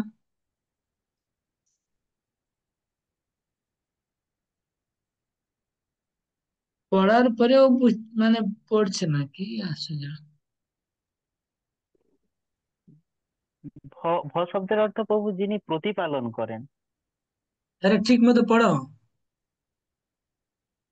যিনি সম্পূর্ণরূপে প্রতিপালন করেন এই অর্থে। আমার আমার মানে আমার মাথা গরম হয়ে যাচ্ছে শুনে, কি বলবো। আমার মুখে এখন খারাপ শব্দ বেরিয়ে যাবে। এখানে লেখা আছে ভ শব্দের দুটো অর্থ আছে, যিনি পালন করেন আর যিনি গার্জেন। ইংলিশ এটাই লেখা আছে, বাংলায় দুটো শব্দ নেই। কি আছে ঠিক প্রভু মতো পড়ুন। ওইভাবে দেওয়া নেই, এইভাবে দেওয়া কি নেই। এখানে আছে কিভাবে যে আছে? হে ভগবান, হে ভগবান ঋষিগণ, ভগবান শব্দের প্রথম অক্ষরটি দুটি কারণে তাৎপর্যপূর্ণ। ভগবান শব্দের প্রথম অক্ষরটি দুটি কারণে তাৎপর্যপূর্ণ। প্রথমত, যিনি সম্পূর্ণরূপে প্রতিপালন করেন এই অর্থে, এবং দ্বিতীয়ত অভিভাবক অর্থে। তাহলে কি হলো? প্রথম আর দ্বিতীয় আছে না, আপনাকে চোখে দেখতে পাচ্ছে না ওটা? আমি বারবার হ্যাঁ জিজ্ঞেস প্রভু। করছি, তো আপনাকে বারবার, আপনাকে চোখ নেই আপনার সামনে? চোখের সামনে স্পষ্ট লেখা আছে, আপনি কি করে বলছেন যে নেই? একটাই অর্থ আছে, একটাই অর্থ আছে। আপনি পড়ার পরেও, প্রভু আপনি একটু রিডিং করার ঘুরিয়ে, পরেও ধরছেন না কি? প্রভু একটু ঘুরিয়ে লেখা আছে। শব্দের অর্থ এরকম লেখা না লিখে লিখেছে যে ভগবান শব্দের প্রথম অক্ষরটি, এই জন্য বুঝতে অসুবিধা হচ্ছিল। হ্যাঁ, কিন্তু ওখানে লেখা আছে না প্রথম অর্থ আর দ্বিতীয় অর্থ লেখা আছে না? হ্যাঁ, প্রথম অর্থ হচ্ছে প্রতিপালন তাহলে করেন, দ্বিতীয় অর্থ অভিভাবক। হ্যাঁ, ওখানে ভ লিখে নেই, এই জন্য অনুবাদটা একটু ভ ঠিক নেই। লিখেন। হ্যাঁ, হ্যাঁ প্রভু। অনুবাদ। ওকে, তারপরে গ শব্দের অর্থ আছে, ব শব্দের অর্থ আছে। তো আপনারা না সবাই এই যে 15 নম্বর শ্লোক আছে, ও তাৎপর্য সবাই 2-3 বার করে পড়বেন। ঠিক আছে? আপনার মানে কেউ ক্লাসে আসার আগে কেউ পড়ে আসেননি, যদি পড়ে আসতেন তাহলে আমি জিজ্ঞেস করছি, ইমিডিয়েটলি আপনারা উত্তর দিতে পারতেন। তার মানে রিডিং কেউ করেনি সবাই। খালি এই 2 ঘন্টা 1 ঘন্টা ক্লাস হচ্ছে, ওর উপরে ডিপেন্ড করছে। এক্সট্রা টাইম রিডিং মনে হয় 1-2 জন করতে পারে, কিন্তু কেউ করছে না, 1-2 জন ছাড়া। তো আমি আপনাদের রিকোয়েস্ট করছি যে আমি যেহেতু পড়ছি না, পড়লে আরো, আমি তো পড়লে আমি যদি এখন রিডিং করাই তাহলে রিডিং হয়ে যাবে, কিন্তু আমি যে একটু এক্সপ্লেন করছি সেটা হবে না। দুটোর মধ্যে একটা হবে।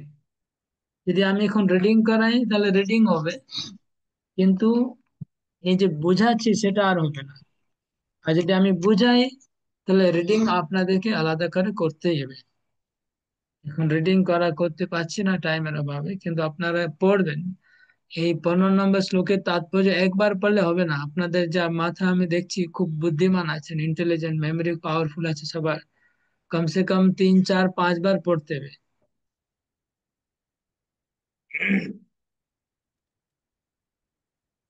তাৎপর্যগুলো ঈশোপনিষদের 15 নম্বর, 16 নম্বর, 17 নম্বর যেগুলো আমরা পড়ছি, অনেকবার পড়ুন, বারবার পড়ুন। পরীক্ষার জন্য না, এমনি পরীক্ষার জন্য পড়বেন না, পড়বেন আপনাদের প্রভুপাদের প্রতি একটা কৃতজ্ঞতা আছে, ওই কৃতজ্ঞতার জন্য পড়ুন। ঠিক আছে, যে প্রভুপাদ কষ্ট করে লিখেছে আমাকে পড়তে হবে, এই জন্য পড়ুন, তাহলে প্রভুপাদের কৃপা পাবেন।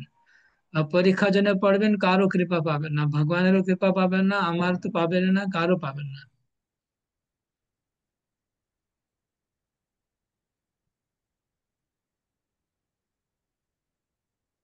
ওকে, নেক্সট হচ্ছে 17 নম্বর শ্লোক।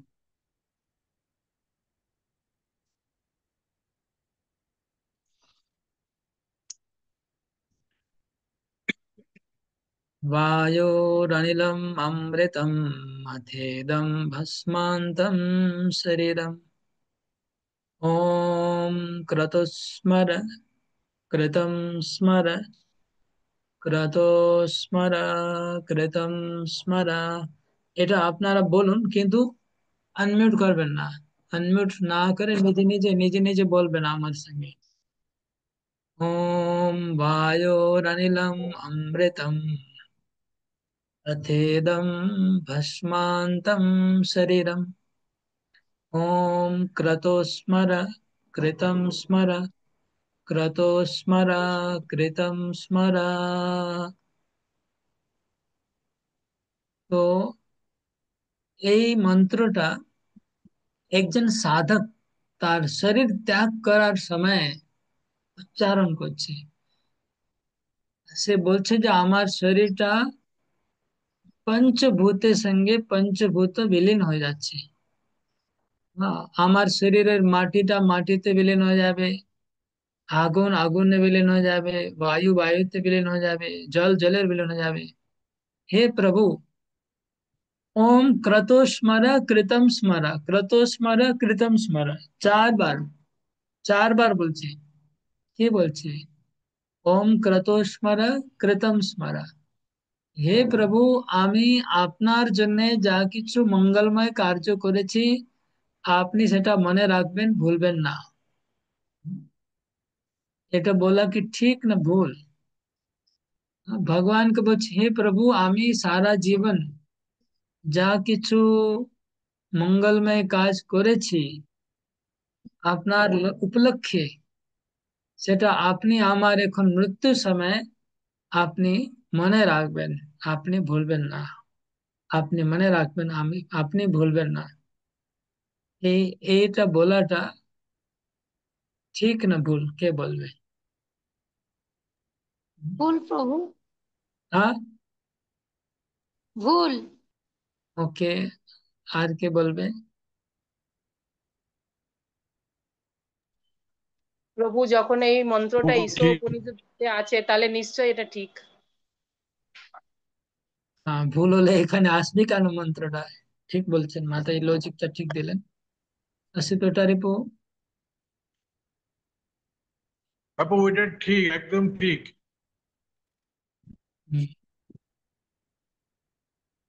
তো এটা আমরা বলবো, এটা আমরা আমরা এটা করব না, আমাদের জন্য ঠিক হবে না। আমাদের যে যে গুরু পরম্পরায় আমরা দীক্ষিত হয়েছি, আমাদের যে গুরুদেব চৈতন্য মহাপ্রভু যে শিক্ষা দিয়েছে, সে অনুযায়ী আমরা করব না। কিন্তু এখানে যে ভক্ত, যেই প্রসঙ্গ ক্রমে যেই লেভেলের ভক্ত আছে, সেই লেভেলের ভক্ত, তার পক্ষে সেটা পারফেক্ট আছে।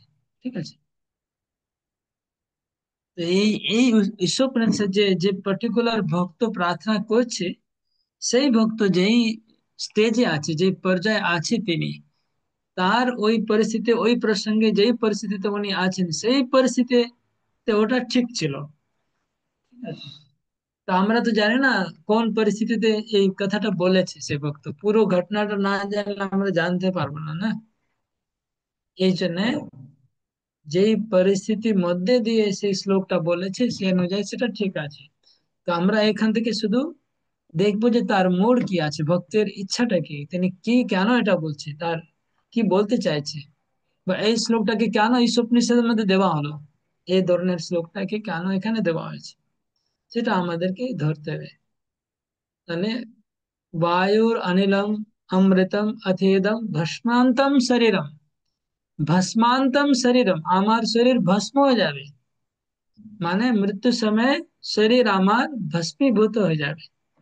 মানে একজন আত্মা তার শরীর ত্যাগ করার কালীন, এটা হচ্ছে শ্লোক, যে আমার শরীরটা ভস্মান্তম শরীরম, ওম ক্রতোস্মর कृतम स्मर, ক্রতোস্মর कृतम स्मर। হে প্রভু, আমি যা কিছু মঙ্গলময় কাজ করেছি আপনি দয়া করে ওটা মনে রাখবেন, আপনি মনে রাখবেন, আমাকে আপনি ভুলবেন না। একটা গান আছে না হিন্দিতে, আপনারা শুনেছেন?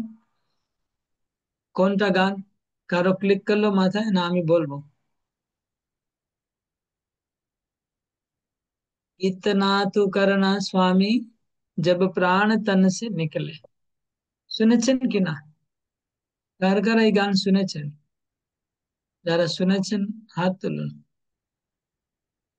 এই 2-3 জন মাত্র হাত তুললো। আপনার তাহলে কি শোনেন আপনারা? শুধু সিনেমা গান শোনেন নাকি? গোপী গীত প্রভু কতবার গেয়েছে, গোপী গীত প্রভুকে তো সবাই চেনেন আপনারা। গোপী গীত প্রভু এই গানটা কতবার গাইছে? इतना तो करना स्वामी जब प्राण तन से निकले। তারপরে কি?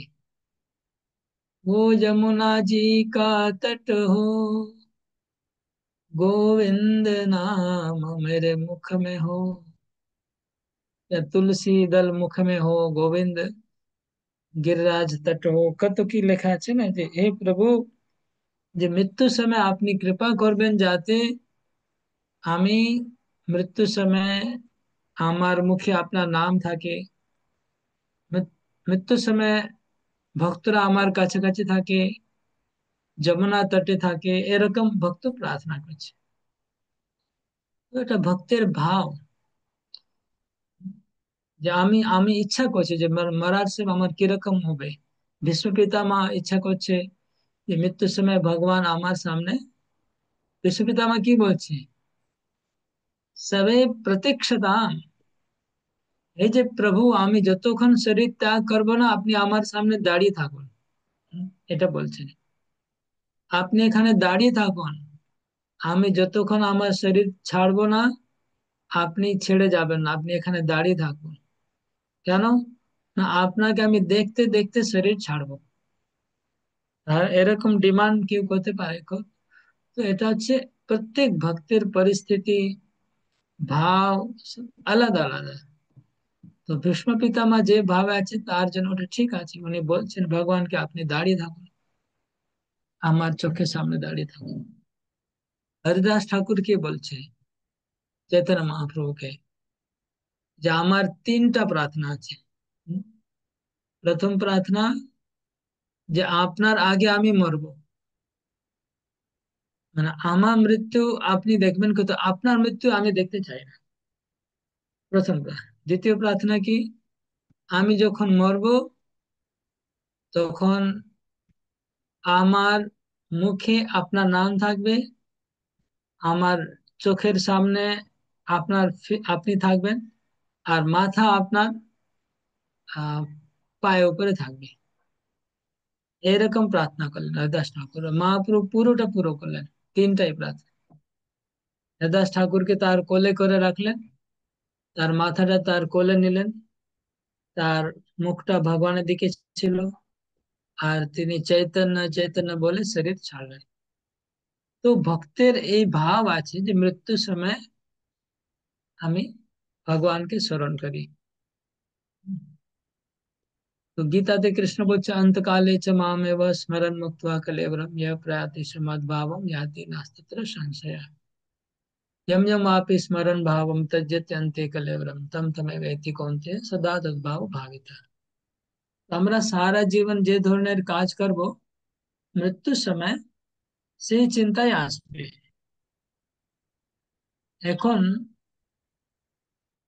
যদি ধরুন মৃত্যুর সময় বাই চান্স আমরা যদি কোমায়, আমরা হসপিটালাইজ হয়ে যাই, আজকাল তো হচ্ছে না, সবাই ক্যান্সার হয়ে যাচ্ছে, কিডনি ফেল, তো মৃত্যুর সময় হসপিটাল হয়ে যাবে, হাই প্রেশার আছে, লো প্রেশার আছে, সুগার আছে, তো আইসিইউ তে ভর্তি থাকবে, অক্সিজেন মুখে থাকবে, কোনো ভক্তকে ঢুকতে দেবে না ভিতরে, আপনি একা আছেন, কাঁচের ঘরের মধ্যে ঢুকে আছেন, কিছু দেখা, তাহলে মুখে বড় বড় পাইপ লাগানো আছে, তো ভগবানের নাম কি করে হবে?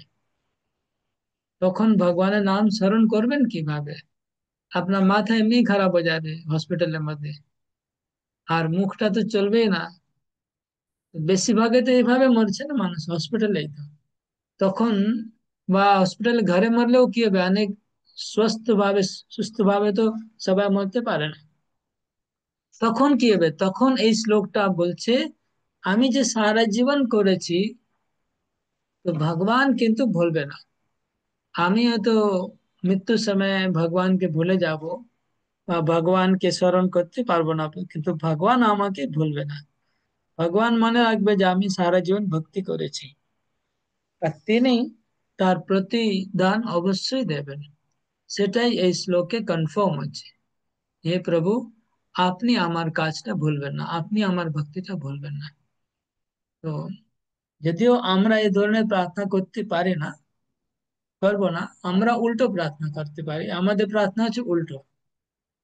উল্টো মানে আমাদের অনেক হাই লেভেল না, চৈতন্য মহাপ্রভু অনেক উচ্চ স্তরের ভক্তি দিতে এসছে, মানে অনেক হাই লেভেল। তাই জন্য আমাদের হচ্ছে উল্টো, আমাদের প্রার্থনা হচ্ছে এরকম যে মৃত্যুর সময় मम जन्मनि जन्मनीश्वरे भवतार भक्ति। हे प्रभु, আমি জন্ম জন্মান্তর পশু পাখি হয়ে থাকি স্বর্গে বা নিরায়ে, তব ভক্তি রহু ভক্তি বিনোদ হৃদয়। যে আমি জন্ম জন্মান্তর যেন তোমার ভক্তি আমার হৃদয়ে থাকুক। আমি পশু হই, চাই পাখি হই, চাই স্বর্গে যাই, নরকে যাই, যেখানে যাই না কেন আমি তোমার ভক্তি করতে পারি। এটা হচ্ছে আমাদের প্রার্থনা।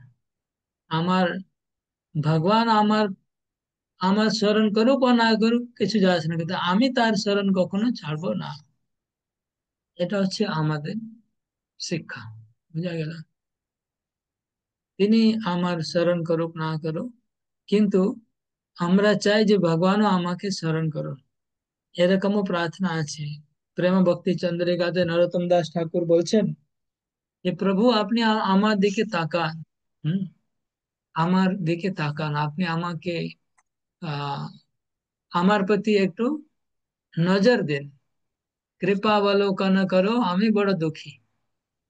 হুম, এই যে প্রার্থনা আছে না, কৃপা অবলোকন করো, আমি বড় দুঃখী, তো আমার দিকে তাকান, অবলোকন করো। তো এই ধরনের প্রার্থনা আছে আমাদের মধ্যেও, সেটাই এই ভক্ত প্রার্থনা করছে। ওকে, তো এই শ্লোকে কিছু প্রশ্ন আছে, দু তিনটা। উম,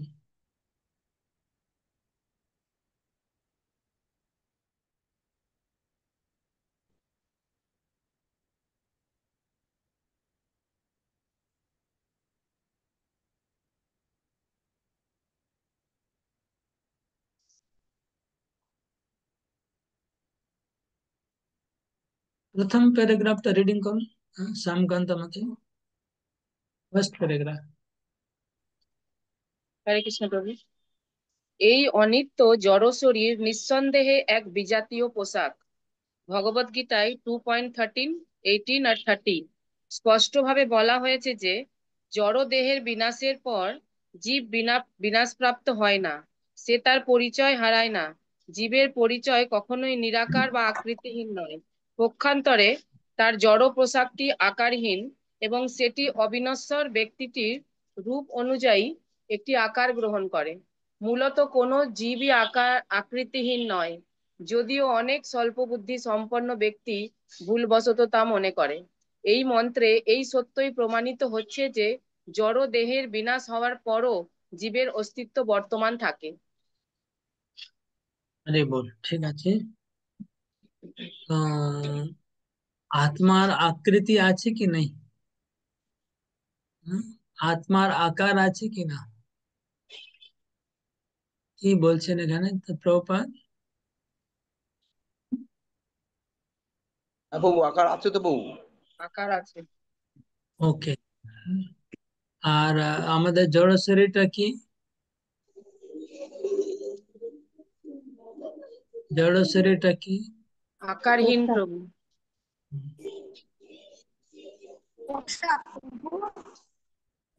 আকারহীন একটা বিজাতীয় পোশাক।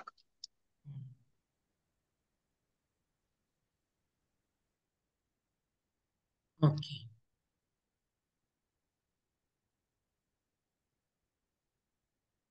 পরের প্যারাগ্রাফ পড়ুন, নেক্সট প্যারাগ্রাফ পড়ুন মাতাজি আবার। জড় জগতে জড়া প্রকৃতির এক অপূর্ব কারিগরি শিল্পকলার প্রদর্শন হচ্ছে ইন্দ্রিয় তর্পণের প্রবণতা অনুযায়ী বিভিন্ন জীবদেহ সৃষ্টি করা। যে জীব বিষ্ঠা আহারে আগ্রহী তাকে বিষ্ঠা আহারের উপযোগী এক জড় দেহ অর্থাৎ শূকর দেহ প্রদান করা হয়। সেরকম যে মাংস আহারে অভিলাষী তাকে একটি বাঘের দেহ প্রদান করা হয়, যাতে অন্যান্য পশুদের রক্ত উপভোগ করে এবং তাদের মাংস আহার করে সে জীবন ধারণ করতে পারে। মানুষের দাঁতের আকৃতি যেহেতু ভিন্ন ধরনের, তাই বিষ্ঠা বা মাংস আহার তার জন্য নয়। এমনকি সবচেয়ে অনুন্নত আদিম অবস্থায়ও বিষ্ঠা আস্বাদনে তার কোনো বাসনা থাকে না। মানুষের দাঁত এমন ভাবে তৈরি যা দিয়ে সে ফল শাক সবজি চুষতে ও কাটতে পারে, আর কুকুরের মতো দুটি দাঁতও দেওয়া হয়েছে যাতে সে মাংস খেতে পারে। আরে বাহ, কুকুরের মতো দাঁত দিয়ে দিয়েছে মানুষকে। ওকে, তো তো जड़ा जड़ा प्रकृतिर अद्भुत शिल्पकारी কারিগরিটা কি? জড় প্রকৃতির শিল্পকলা আর কারিগরিটা কি? কে বলবে? অন্য কেউ বলুন, মাথায় তো পড়লেন।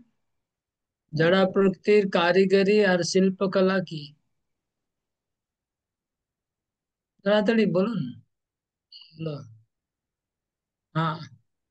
আর যেরকম ইন- আসলে সে সেই রকম শরীর পায় আর কি, শরীর লাভ করে।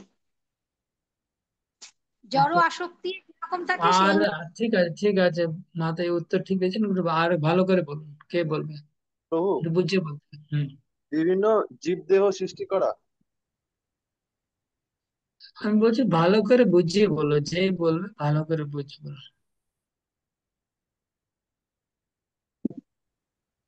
ইন্দ্রিয় বলো। তর্পণের প্রবণতা অনুযায়ী ইন্দ্রিয় তর্পণের প্রবণতা অনুযায়ী বিভিন্ন জীবদেহ সৃষ্টি করা। যেমন কুকুরের উদাহরণ এখানে দেওয়া হয়েছে, সে এক ধরনের খাদ্য খেতে ভালোবাসে, আবার কেউ কেউ পরে বিষটা খেতে ভালোবাসে। আহ, তো এভাবেই। আর মানুষের ক্ষেত্রে বলা হয়েছে যে মানুষের সব রকম দাঁত দেওয়া হয়েছে যাতে সে চুষে খেতে পারে, শাকসবজি কাটতে পারে, কেটে কিন্তু খেতে পারে, তার আবার তার সঙ্গে সদন্তও তার দেওয়া একটি হয়েছে। কুকুরের মতনও দন্ত দেওয়া হয়েছে। তো যে যেভাবে তার ইন্দ্রিয় তর্পণের প্রবণতা থাকবে সে সেরকমই শরীর পাবে। এই ধরনের শিল্পকলাই জড়া প্রকৃতির এক অপূর্ব কারিগরির সঙ্গে তুলনা করা হয়েছে। হরে কৃষ্ণ।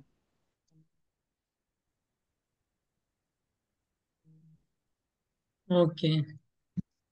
আপনারা ব্রেনটাকে এক্সারসাইজ করতেই চান না, ইউজই করতে চান না, শুধু ব্রেনটাকে কি যত্ন করে করে রেখে দেবেন, নষ্ট স্পয়েল হয়ে যাবে। ব্রেনটা স্পয়েল হয়ে যাবে, ইউজ না করেন মানে কি, এত মানে জাম হয়ে গেছে নাকি ব্রেন গুলো। মানে শিল্প কারিগরি বই থেকে যা আছে দুটো শুদ্ধ বলে দিলেন, হয়ে গেল। মানে প্রকৃতির শিল্পকলা আপনার কি দেখতে পাচ্ছেন না, চোখে বুঝতে পারছেন না, সাধারণ জিনিস, এটা তো ছোট বাচ্চাকে জিজ্ঞেস করে বলে দেবে যে প্রকৃতি শিল্পকলা হচ্ছে আত্মার যেরকম যেরকম ইচ্ছা, ঠিক সেই রকম তিনি সবার শরীর তৈরি করে দিচ্ছে প্রকৃতি। যে কেউ উঠতে চায় তার পাখি শরীর, পাখির মধ্যেও বিভিন্ন রকম পাখি আছে, যে বেশি উঠতে ইচ্ছা করে তাহলে গরুড় পাখি হবে, ঈগল হবে। আর একটু কম পাখি, কেউ যদি সাঁতার কাটতে চায় তো মাছের শরীরে যাবে, কেউ যদি জঙ্গলে ঘুরতে চায় বাঘ হবে। তো যেরকম যেরকম আত্মার ইচ্ছা, ঠিক সেরকম সেরকম প্রকৃতি তার জন্য শরীর তৈরি করে যাচ্ছে। যেমন দর্জি পোশাক তৈরি করে, টেলার টেলার কি করে, পোশাক তৈরি করে, মানুষের শরীরটা মেজারমেন্ট করে আর তার পোশাক তৈরি করে। এইভাবে প্রকৃতি আত্মার মেজারমেন্ট করে তার এই পোশাক তৈরি করছে, বুঝতে পারছেন?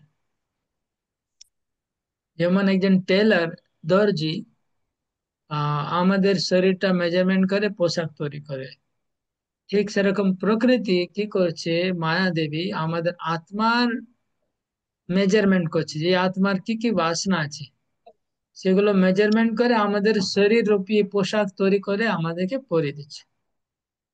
এইটা প্রভুপাদ বলছেন, বোঝা গেল? এটা আগে প্রভুপাদ বলেছেন এই কথাটাই।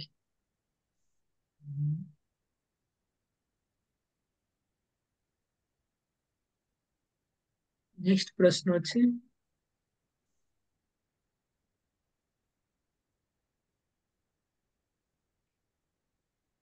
আহ,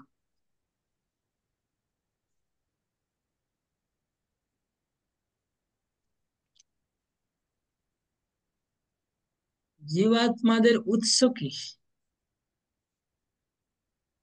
জীবাত্মাদের উৎস কোথায় থেকে, আর তাদেরকে জড় জগতের কেন পাঠানো হয়েছে?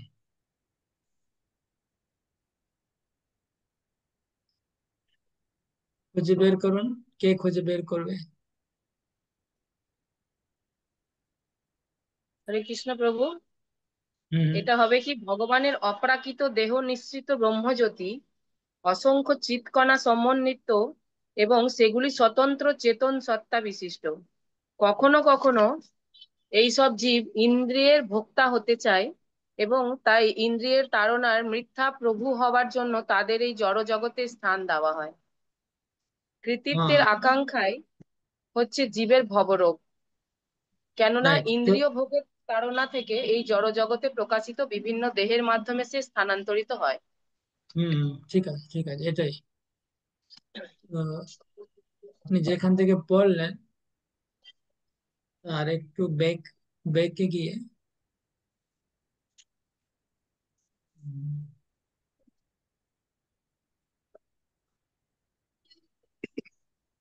হ্যাঁ,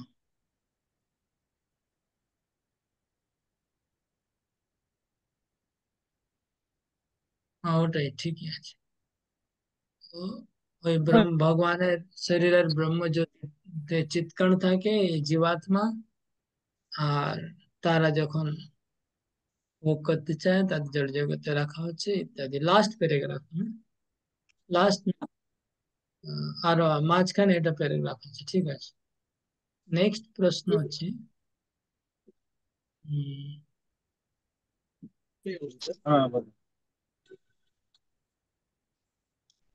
ওয়ান্ডারফুল ডিসপ্লে, প্রকৃতির অদ্ভুত প্রদর্শন। প্রকৃতির অদ্ভুত প্রদর্শন দেখুন তো, খুঁজে পাচ্ছেন কি? প্রকৃতির অদ্ভুত প্রদর্শন।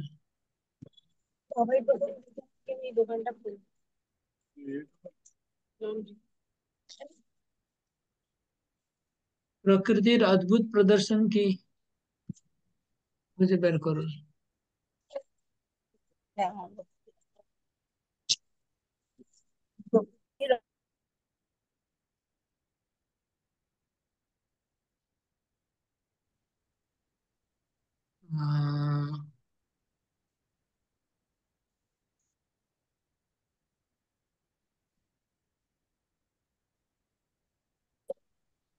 ওয়ান্ডারফুল ডিসপ্লে লেখা আছে ইংলিশে, বাংলায় কি লেখা আছে জানি না।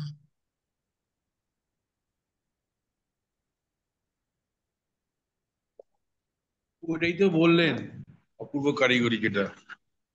ওটা প্রথমে ছিল, ওটাই নাকি জানি না, মেবি ওটাই হবে। ওটাই হবে, ওটাই হবে, ঠিক আছে, মনে হচ্ছে ওটাই হবে। ওকে। এইভাবে আত্মা জড় জগতে আসছে, 84 লক্ষ জনিতে ঘুরছে, আর ঘুরতে ঘুরতে তার হাইয়েস্ট যে রূপ আছে সেটা যে মানুষ রূপ হচ্ছে শ্রেষ্ঠ, 84 লাখ মধ্যে, সবাই জানে। তারপরে এই যে আমরা নবধা ভক্তি আছে, নবধা ভক্তি, শ্রবণম, কীর্তনম, স্মরণম, পাদ সেবনম, अर्चनम, वंदनम, दास्यम, सख्यम, आत्मनिवेदनम। এই এক একটা ভক্তি করে এক একজন সিদ্ধি প্রাপ্ত করেছে। তো শ্রবণ করে কে সিদ্ধি লাভ করেছিল? পরীক্ষিত মহারাজ। প্রক্ষিত মহারাজ। কীর্তন, কীর্তন করে সুখদেব গোস্বামী। গোস্বামী। স্মরণ, স্মরণ, স্মরণ প্রহ্লাদ মহারাজ। প্রহ্লাদ মহারাজ। পাদ সেবনম, পদ্মসেবন হনুমান। লক্ষ্মী লক্ষ্মী লক্ষ্মী লক্ষ্মী দেবী। লক্ষ্মী লক্ষ্মী দেবী। ওকে। अर्चन, अर्चन পিতু মহারাজ। ओके। वंदन, অক্রুর মহারাজ। অক্রুরজি। ओके। दास्य, হনুমানজি। के सख्य, অর্জুন। অর্জুন। और आत्मनिवेदन। বলি বলি মহারাজ। মহারাজ। বলি আরে, আর নটাই কে একসঙ্গে করেছে কে? অল 9। অম্বরীশ মহারাজ। হরিশ মহারাজ। ওকে। অম্বরীশ মহারাজ। আরে বল, আপনারা তো বিরাট জ্ঞানী হয়ে গেছেন, মানে কোথা থেকে জানতে পারলেন এসব? প্রভু আপনারা লেখা আছে পাশেই। অম্বরীশ মহারাজটা লেখা নেই, কিন্তু বাকিগুলো লেখা আছে। अम्बरीश আমি महाराज तो আপনাদের ক্রেডিট है। আমি বই দেখিনি, বই না দেখেই বলেছি। ওকে। এবার আমরা যাব শ্লোক নাম্বার 18, 18 নম্বর শ্লোক। ঠিক আছে, আজকে কমপ্লিট তো করতেই হবে। লাস্ট শ্লোক। এখন চিন্তা করতে হবে যে এই মানে খুব সুন্দর এই যে সিকোয়েন্সটা চলছে। প্রথমে একজন ভক্ত শরীর ছাড়ার আগে ভগবানকে বলছে তোমার মুখটা ঢাকা আছে, তো সরিয়ে দাও। তারপরে বলছে আপনার অনেক আলো আছে, আলোটা সরিয়ে দিন। তারপরে বলছে আমার মৃত্যু হচ্ছে, আমার শরীরটা ভস্মীভূত হয়ে গেছে, এখন আপনি আমাকে বলবেন। এখন ভস্মীভূত হয়ে গেছে, এখন আত্মার মৃত্যুর পরের জার্নি, রাস্তা, ওটা এখন এই শ্লোকে আছে। বুঝতে পারছেন? শ্লোক নাম্বার 18। अग्ने नया सुपथा रायश्मान विश्वानि देव वयुनानि विद्वान् युयोधयश्वा जुहुराणमेनो भूयिष्ठां तेन मुक्तिं विधेम। अग्नेनया सुपथा रायश्मान विश्वानि देव वयुनानि विद्वान् योऽध्यस्माज्जुहुराणमेनो भूयिष्ठां तेन मुक्तिं विधेम।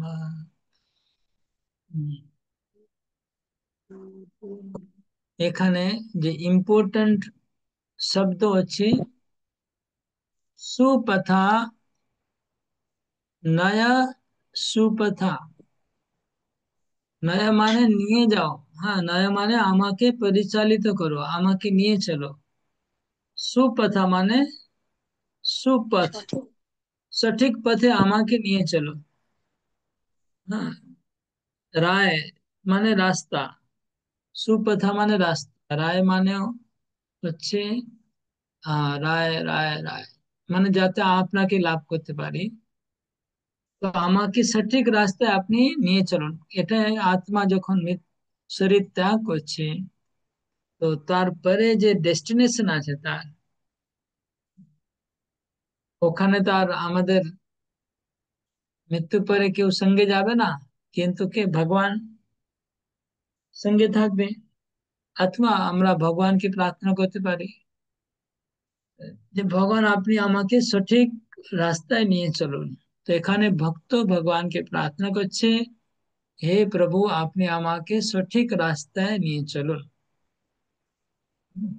আমাকে সৎ পথে আপনি আমাকে পরিচালিত করুন, সৎ পথে আমাকে পরিচালিত করুন। এটা হচ্ছে প্রার্থনা। আর আর বাকি সব ভগবানের নাম আছে। অগ্নি, ভগবানকে অগ্নি বলা হয়েছে। তো বেদে অনেক সময় ভগবানকে অগ্নি বলা হয়, ইন্দ্র বলা হয়। তো আমাদেরকে বুঝতে হবে ওখানে অগ্নি মানে ভগবান, অগ্নি মানে অগ্নিদেব নয়।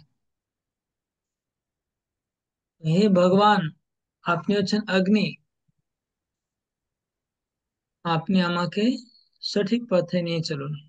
অগ্নি সুপথা রায় আসমান, আসমান মানে আমাকে, আসমান। তারপরে হম विश्वानि देव वयुनानि विद्वान। हे देव, हे प्रभु।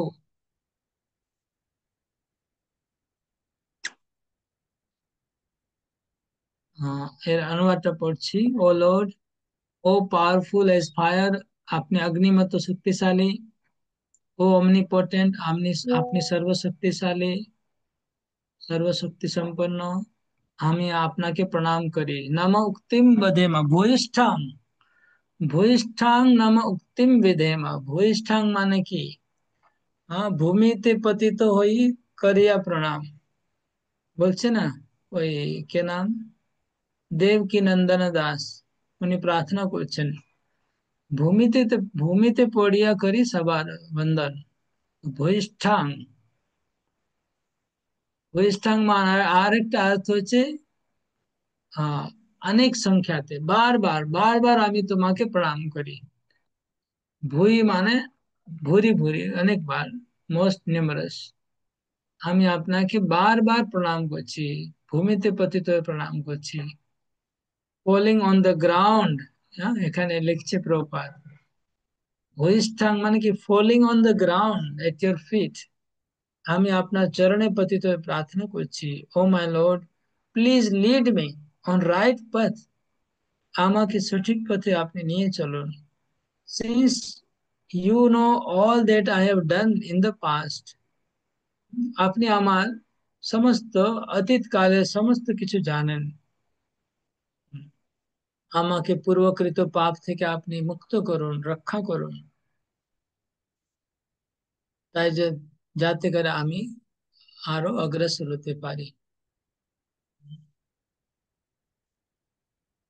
विश्वानि देव वयुनानि विद्वान् युयोधि अस्मान् जुहुराणम् एनम्।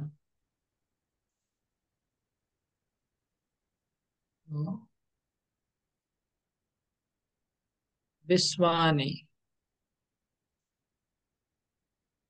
देव वयुनानि योधि, योधि माने शरीर, योधि अस्मत् जुहु, जुहुराणम মানে সমস্ত বাধাগুলি। এনম, এনম মানে পাপ। তো পাপের, আমার পূর্বকৃত পাপের ফলে, বা আমি যে সমস্ত পাপ আর অপরাধ করেছি, সে অপরাধের ফলে আমার যে মার্গের মধ্যে কিছু অবস্টিকলস আসছে, বাধা আসছে, সেগুলো আপনি দয়া করে সরিয়ে দেন, যাতে আমি আপনার কাছে যেতে পারি নির্দ্বিধায়। আপনি আমাকে রাস্তা, তো আমরা যখন ভক্তি পথে আগে যাব, তো আমাদের পূর্ব কর্মগুলো রাস্তায় এসে দাঁড়াবে। আমরা যখন এগোতে চাইবো, আমাদের পূর্ব কর্মগুলো এসে রাস্তায় দাঁড়িয়ে যাবে আর আমাদের বাধা আটকাবে, যেতে দেবে না। তখন ভগবানকে প্রার্থনা না করা ছাড়া কি উপায় আছে? আত্মা তো কিছু করতে পারে না নিজে নিজে। দেবী এসা গুণময়ী মম মায়া দুরত্যয়া মামে वे প্রপদ্যন্তে মায়া মেতাম তরন্তি তে। ভগবান বলছে, আমার যদি কেউ শরণাগত হয়, শরণাপন্ন হয়, তখন সে মায়াকে অতিক্রম করতে পারে। তাই জন্য এই ভক্ত ভগবানকে বলছে, আমি বারবার নমস্কার করছি আপনার চরণে, আপনি এই মায়াকে সরান, আমাকে যেতে দিচ্ছে না আগে, অনেক বাধা সৃষ্টি হচ্ছে, আমার কর্মফল গুলো সব আমার রাস্তায় দাঁড়িয়ে গেছে। তো প্রথম প্রশ্ন হচ্ছে, ভগবানকে অগ্নি কেন বলা হয়েছে? দ্বিতীয় প্রশ্ন হচ্ছে, প্রকৃত ব্রাহ্মণকে। 3 নম্বর প্রশ্ন হচ্ছে, উম, কি দু প্রকারে ভগবান ভক্তকে কিভাবে গাইড করে, সাহায্য করেন? 3টে প্রশ্ন আছে। প্রথম প্রশ্ন হচ্ছে, ভগবানকে অগ্নি কেন বলা হয়েছে, এটা আমরা তাৎপর্য দেখবো। উম তাৎপর্য দেখুন। প্রথমেই আছে, প্রথমেই আছে প্রভু। হ্যাঁ, পড়ুন। প্রথমেই আছে। ভগবানের পাদপদ্মে শরণাগতি এবং তার অহেতুক কৃপা প্রার্থনা করে ভক্ত পূর্ণ আত্ম উপলব্ধির পথে অগ্রসর হতে পারেন। ভগবানকে এখানে অগ্নি বলে সম্ভাষণ করা হয়েছে, কারণ শরণাগত ভক্তের পাপ সহ সবকিছুই তিনি ভস্মীভূত করতে পারেন। ইতিপূর্বে আলোচিত মন্ত্রগুলিতে বর্ণিত হয়েছে যে, প্রভু ফোন আসছে, কাটি।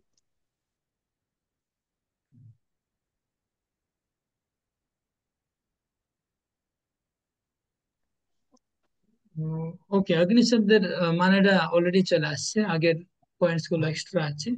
তাহলে অগ্নি বলা হচ্ছে যাতে আমার হৃদয়ে, অগ্নি যেরকম সবকিছু ভস্মীভূত করে দেয়, ঠিক সেরকম ভগবান যাতে আমার হৃদয়ে কামনা বাসনা আছে, পাপ আছে, পাপের ফল আছে, এগুলো তিনি যেন ভস্মীভূত করে দেন। এই জন্য অগ্নি বলে ভগবানকে সম্বোধন করা হলো।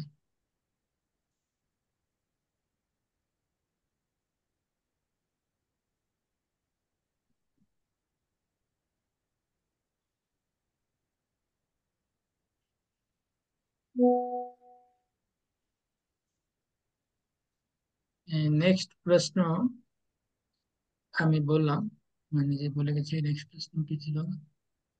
হ্যাঁ, ব্রাহ্মণকে, প্রকৃত ব্রাহ্মণকে প্রভুপাদ তাৎপর্য বলছে, দেখুন কোথায় আছে। সেকেন্ড স্ট্যান্ডার্ডে আছে প্রভু। বলুন। এই নয় যে উচ্চ বংশে জন্ম লাভের জন্য গর্বিত হতে হবে, এখান থেকে না, তার আগে থেকে। যেমন হ্যাঁ, বড় মানুষ হবার সুযোগ প্রাপ্ত হয়, ঠিক সেরকম ব্রাহ্মণের সন্তানও ব্রাহ্মণত্ব লাভের সুযোগ লাভ করে। তবু জন্মাধিকারী সবকিছু নয়, কেননা নিজেকে অবশ্যই ব্রাহ্মণের গুণ অর্জন করতে হবে। যেই মাত্র কেউ ব্রাহ্মণের সন্তান রূপে জন্মগ্রহণ করার জন্য গর্বিত হয় এবং প্রকৃত ব্রাহ্মণের যোগ্যতা অর্জনে অবহেলা করে, তৎক্ষণাৎ অধঃপতিত হয় এবং আত্ম উপলব্ধির পথ থেকে তার বিচ্যুতি ঘটে। এভাবেই সে মানব জীবনের উদ্দেশ্য সাধনে পরাভূত হয়। আরে বল, তো এটা হচ্ছে আনসার, প্রশ্নের উত্তর। খুব ভালো মাথায় বের করলেন। ওকে, এবার লাস্ট কোয়েশ্চেন আছে, ভগবান দুভাবে ভক্তকে সাহায্য করেন, টু ওয়েজ। কিভাবে দুই ভাবে ভগবান ভক্তকে হেল্প করেন?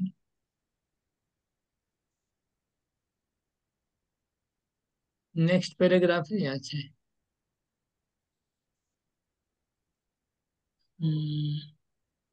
দাঁড়ান, আমি দেখতে হবে।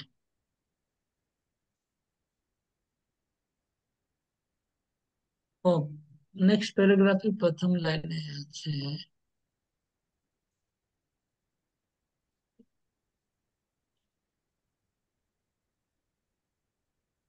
তবু এটা বৈদিক ভক্তির পথ, এমন যে দাঁড়ান, আমি এখন একটাই পেয়েছি, ভগবানের গাইডেন্সটা।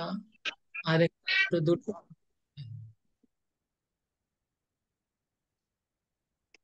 হ্যাঁ নিচে আছে।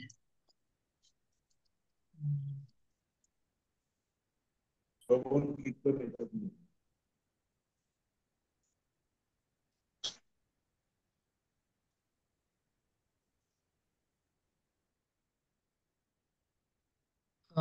Second last paragraph.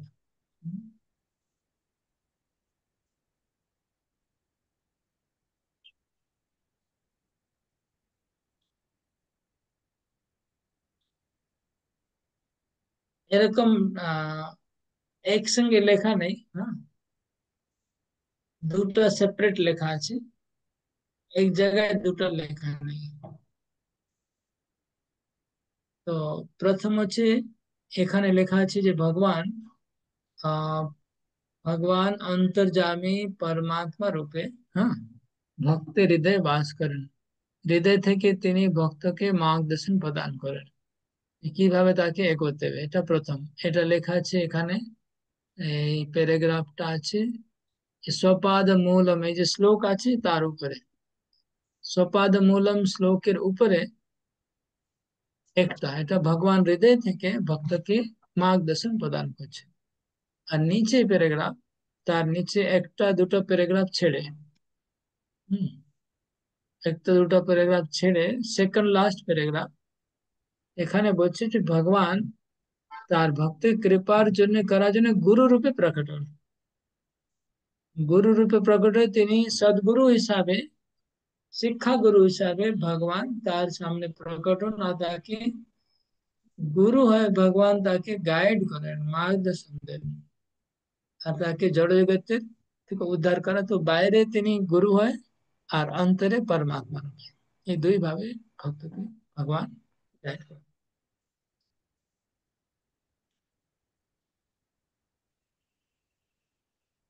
ওকে, হরে কৃষ্ণ। তো এখানে আমরা এই अंतिम শ্লোকটা পূর্ণ হলো। এখানে अंतिम শ্লোকে তো ভগবানকে গাইড করার জন্য প্রার্থনা করছে, আর তার পাপের নাশ করার জন্য প্রার্থনা করছে, আর ভক্তির বাধাগুলো সরানোর জন্য প্রার্থনা করছে। এই প্রার্থনাটা আমরা করতে পারি কি বাবু? এই শ্লোকটা হ্যাঁ, প্রার্থনা করতে পারবো এটা কি? আমরা অবশ্যই করতে পারি। হুম, এই প্রার্থনা তো আমাদের গানের মধ্যেও আছে।